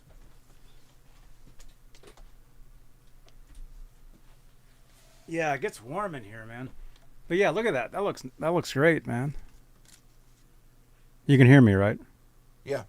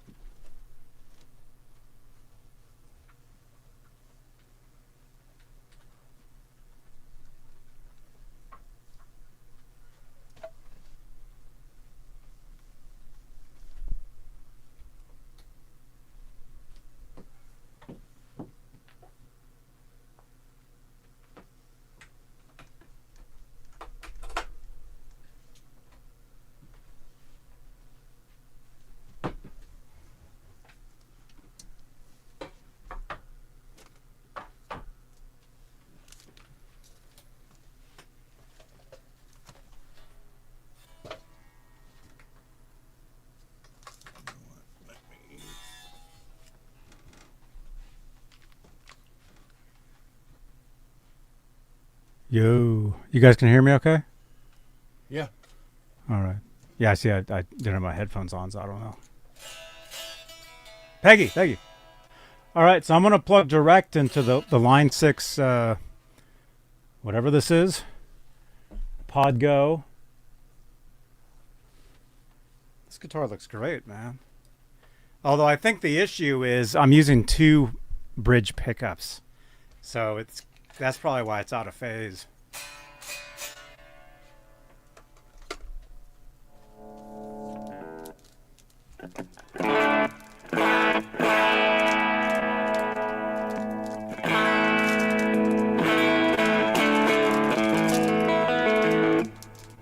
Is that too low again, or is it okay? No, that sounds fine. Sounds good? Yeah.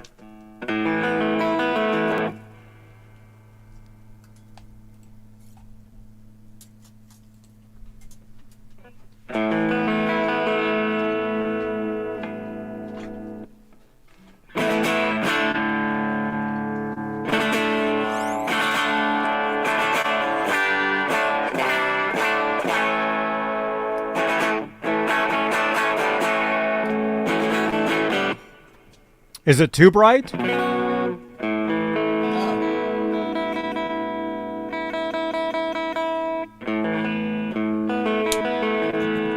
See, this sounds out of phase to me. Can you hear that? That sounds out of phase to me.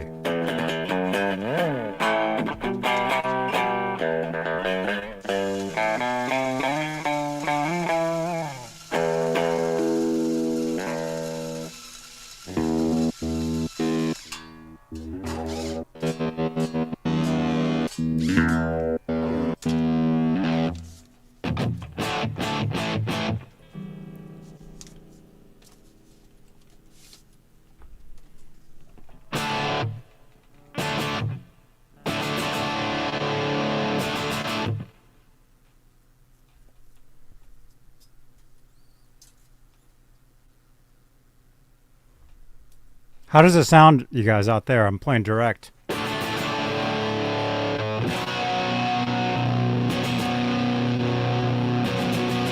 Sounds good on my end.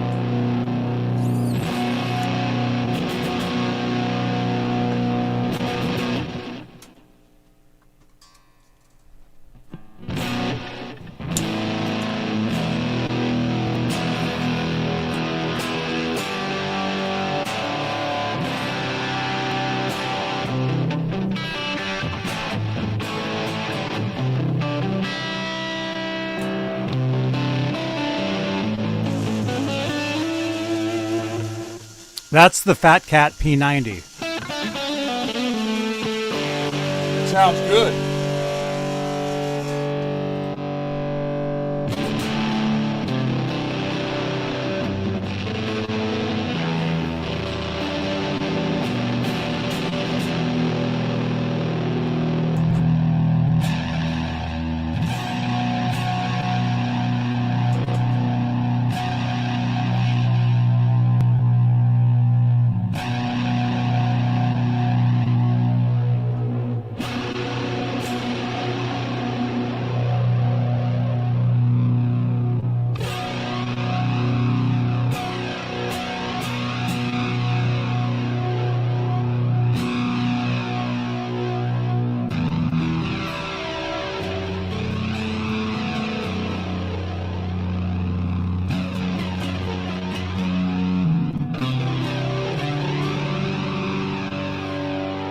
I'm using this pick and it's kind of weird. I'm not used to this particular one.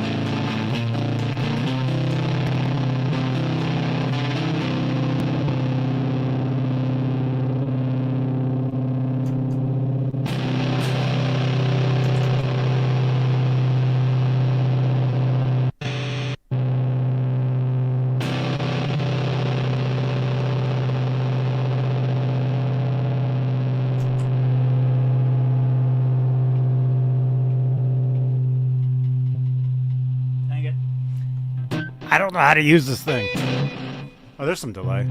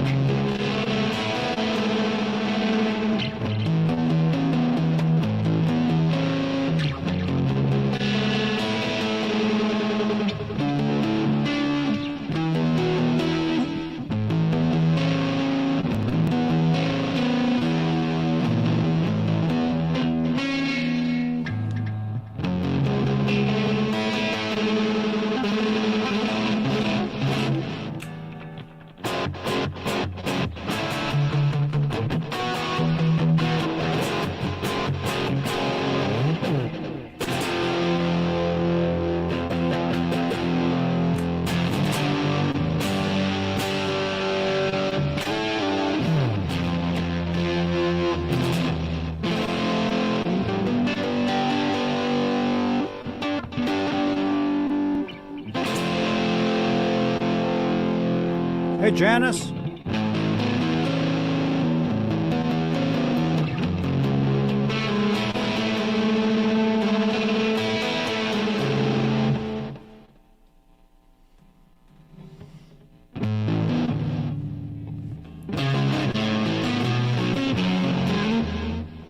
So this is the neck.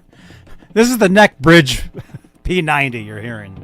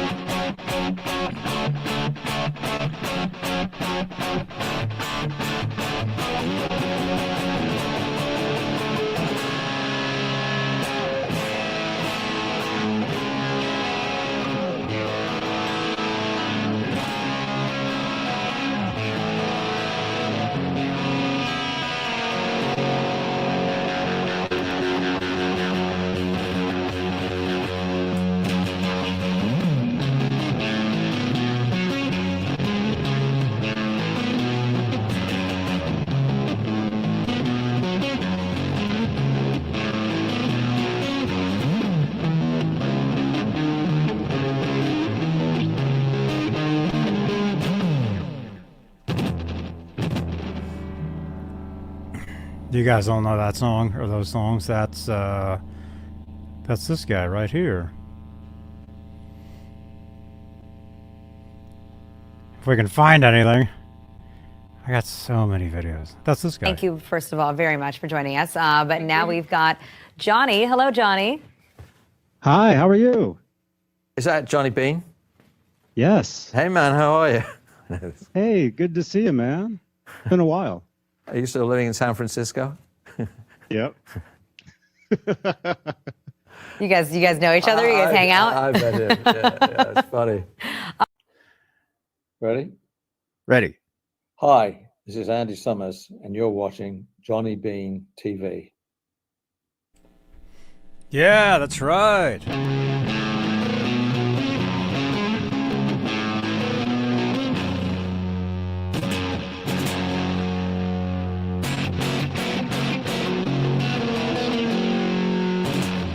This sounds pretty good, man. Where'd you go? Ron left. Ron's gone. I'm back. He went away. I'm back. He went away. There you go. So that's what I did. Pretty nice, man. Yeah, again, it's 2 bridge pickups. So, so it's, hey, it's custom. It's custom, man. Give you that one-off sound. I think it looks great, man. I think it looks great. Yeah, look at this, man. I like it.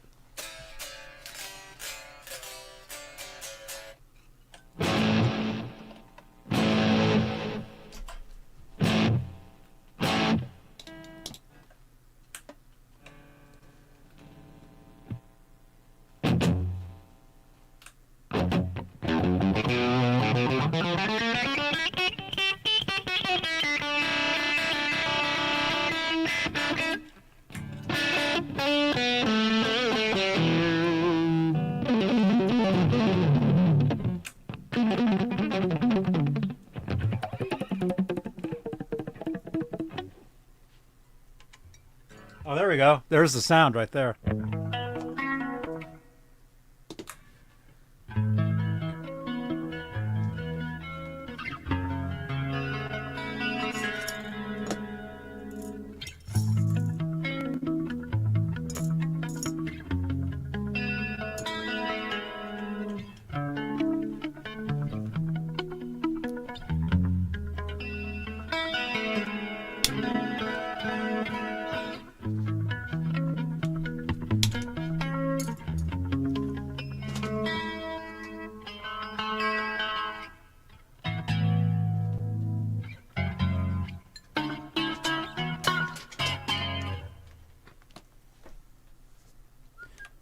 Unheard Van Halen. Fair warning? Unheard fair warning?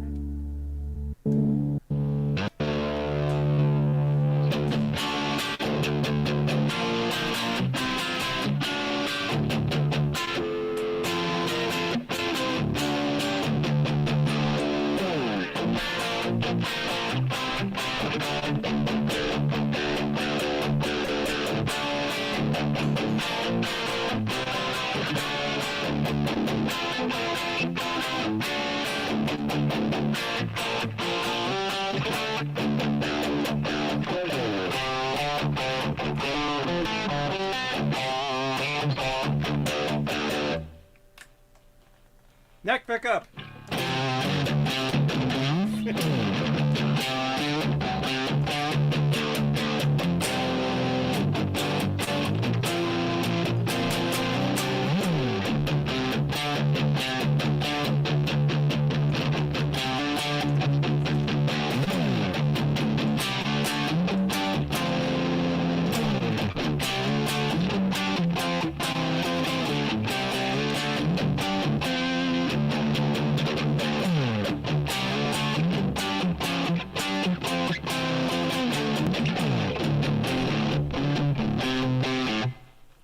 How the hell's that song go?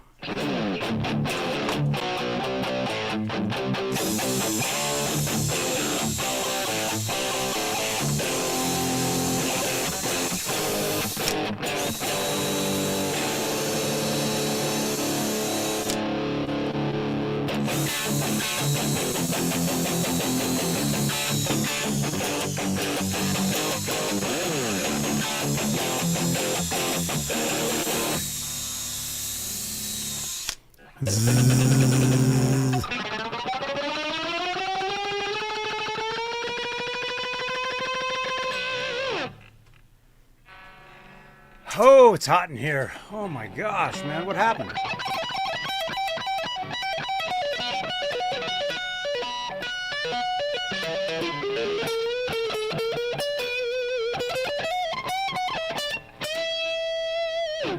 Oh yeah, you guys like the Mully Man Smoke on the Water yesterday, man, at Guitar Center?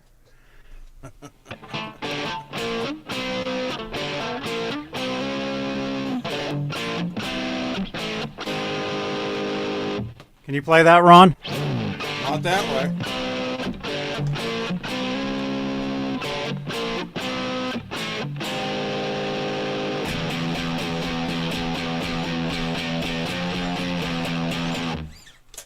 How embarrassing.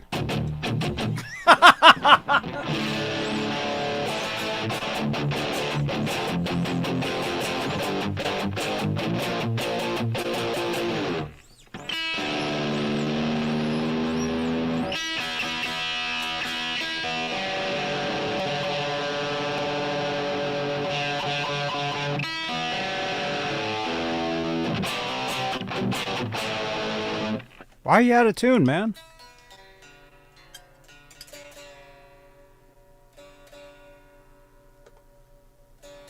So I'm using a guitar pick that I'm not used to. And that's my shoulder. Do you hear that?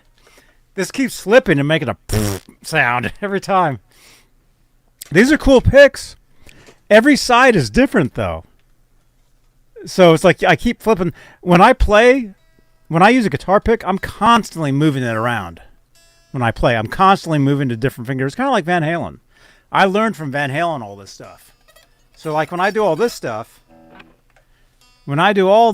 you guys, those of you that are brand new here, you know, you may not know this stuff, but when I play, I'm constantly moving around. You know?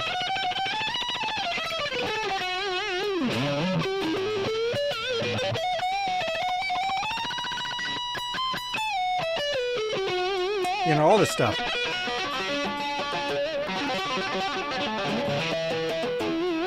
You know? Dude, this guitar looks great, man. Holy crap, man.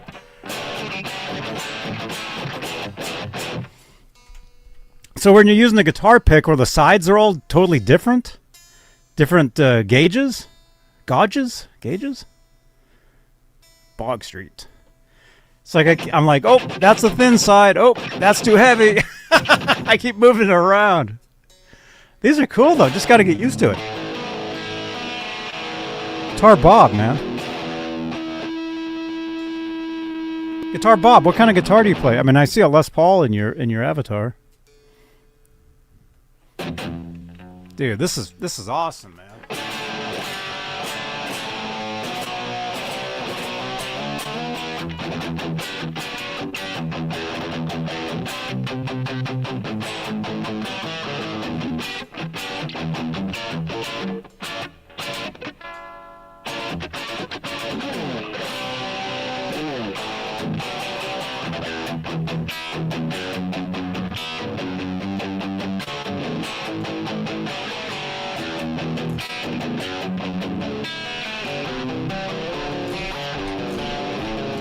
I know I'm out of tune. You have 20 guitars? You like Telly's the best? Hey, right on, dude.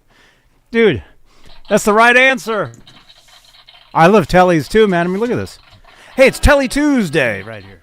Look at that. We got that one. This one. Look at this. And thank you to Bay Area Rich. We got all these awesome TEASE ones, man. We got that one. One right here on the bench. We got the one on the bench that this guy's fixing up. Telly Tuesday, right here. Oh, that's not good. Touch my laptop and I get electrocuted. Oh my gosh.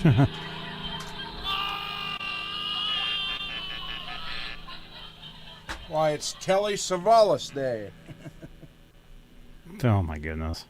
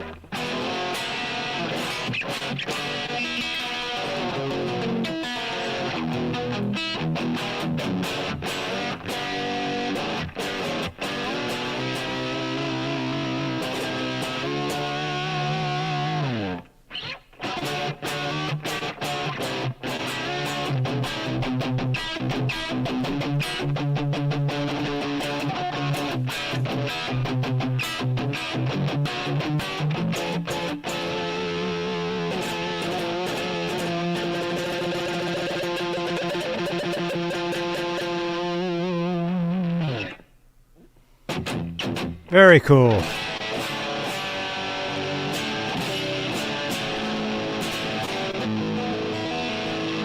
This thing's awesome, man.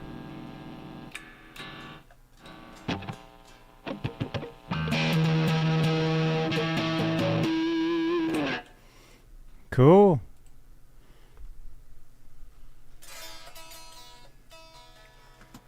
I think that case needs some stickers on it, Ron. You think so? Just a couple. The whole case, both sides, is full like that. That's his one. Stone Campus is the one that he plays guitar for. Bold Action, he plays bass.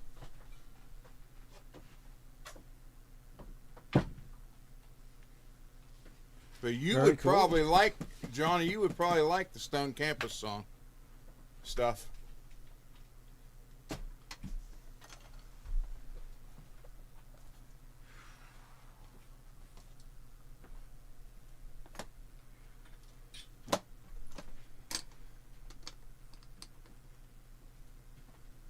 They got a video out on YouTube.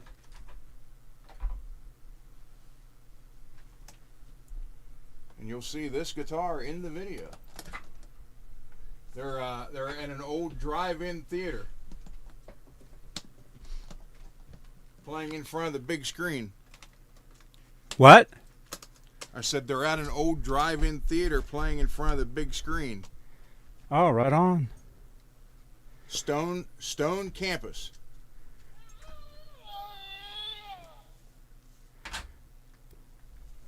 Cool. So you're all done? Yeah, this is done. Cool. You're not going to try it? No, I don't have to. It works. Oh, okay. I swear. Right on, dudes. All right. All right. I guess that's it. I guess we're good. I mean, we're at 2.5 hours. I do have to eat dinner.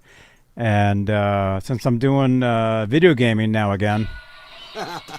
Peggy, you want some GTA? I'll be on GTA in a little bit the rest of the night. Tomorrow, I'll be bringing you guys maybe a live from the guitar shop. We'll see. Definitely be filming some stuff. And again, I might pick up... well, normally dinner is like in 20 minutes anyway, so... And I have been getting calls and texts the past like 45 minutes, so I'm going to be having a cold dinner, it looks like. There may be a loaded pickguard, one humbucking in this thing's future. We will see. We'll see what happens tomorrow. Who the hell is Switchfoot, or what is Switchfoot? You got a bunch of Switchfoot decals on here. Is that a band? Switchfoot? It's probably, must be a band, yeah. Mm-hmm. But, you know, who knows how old those stickers are, right? They could be years and years and years old.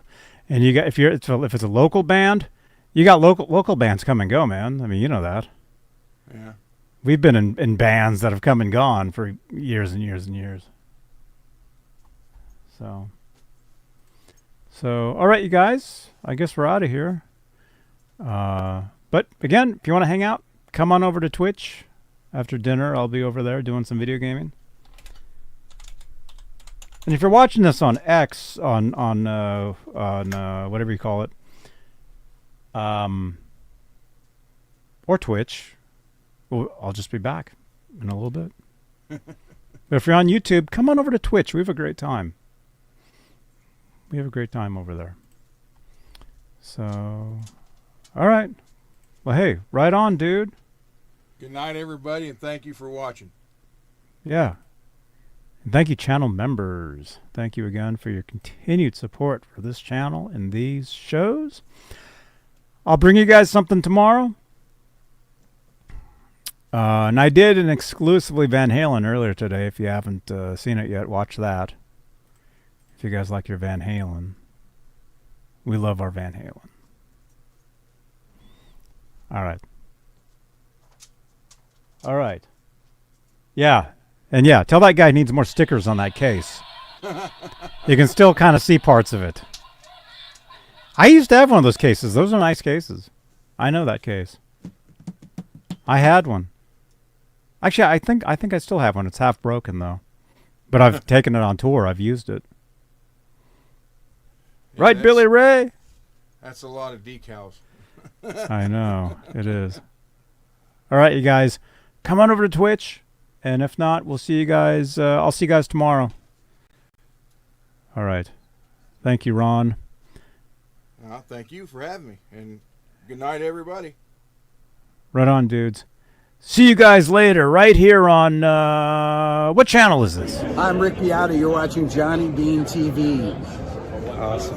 You're watching Johnny. You're watching this motherfucker on wherever you're watching it. Just watch him. He's a legend. Awesome. Thank you. Hi, this is Dweezil Zappa. You're watching Johnny Beane TV. Hi, this is Leland Sklar, and you are watching Johnny Beane TV. It doesn't get better. Take my word for it. Hey, this is Tony Franklin, and you're watching Johnny Beane TV. Hey, this is Ricky Rocket, and you're watching my buddy Johnny Beane right here on his channel. All right. Hey, this is Jennifer Batten, and you are watching Johnny Beane TV. Hey, this is Stu Hammond. You're watching Johnny Beane TV. Thank you. TV. Johnny Beane TV? Johnny Beane TV. Do you find beans often? Do you have magic beans? No, that's my name. Oh, okay. That's my name. Oh, cool. Watching Johnny Beane TV. I just want to be like, how old are you? Hey, it's Lori Tucker and Johnny Beane. And we're here at the forum and we're going to see Sammy Hagar. And you're watching Johnny Beane TV. Stay tuned. Hey everybody, Norm over here, and I'm at Norm's Rare Guitars, my store, and you're watching Johnny Beane TV. All right. Awesome. Thank you so much. Great to meet you. Thank you so much. Hey, this is Michael Anthony right here, and you are watching Johnny Beane TV. Keep it there. Woo! Hey everybody, Johnny Beane here, and starting January 20th, 2026, I'll be coming at you live from the NAMM show in Anaheim, California. I'll be there as official media. That means I'll have the inside scoop, the behind-the-scenes access to bring you the coverage you simply won't see anywhere else. We're talking about the absolute newest in guitars, amplifiers, keyboards, effects, all cutting-edge musical gear. I'll be walking the floor, showing you the hottest booths, unboxing some surprises, and of course doing interviews with builders, artists, and friends from all over the world. Make sure to subscribe on YouTube, follow me on Facebook. I'm on TikTok, Instagram, Twitch. You can follow all my different social media links. And that's not all. We don't have to wait until the NAMM show. We'll be talking about all that stuff tonight on the show. So, you want to talk guitars? You want to talk music? We work on guitars. We have a great time. So join us. Join us in the live chat. Share your thoughts. Ask your questions. Hang out with... We have a great community here on Johnny Beane TV. So join us in the chat, and we will see you on the next show. Right here on Johnny Beane TV.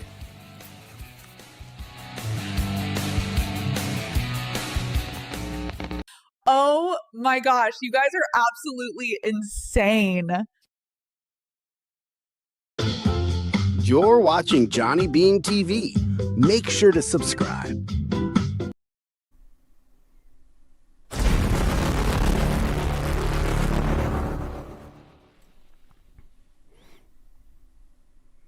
Right on, dudes. Where's the outro? There we are. Thank you, Peggy. Thank you, everybody, for watching. Thank you so much for hanging out. Don't forget to smash that thumbs up on your way out and watch another video here on YouTube. And come on over to Twitch. After dinner, we'll be hanging out, playing some video games, having a good time. So come on over. We have a great time. So I'll see you guys in a little bit. All right. Bye-bye.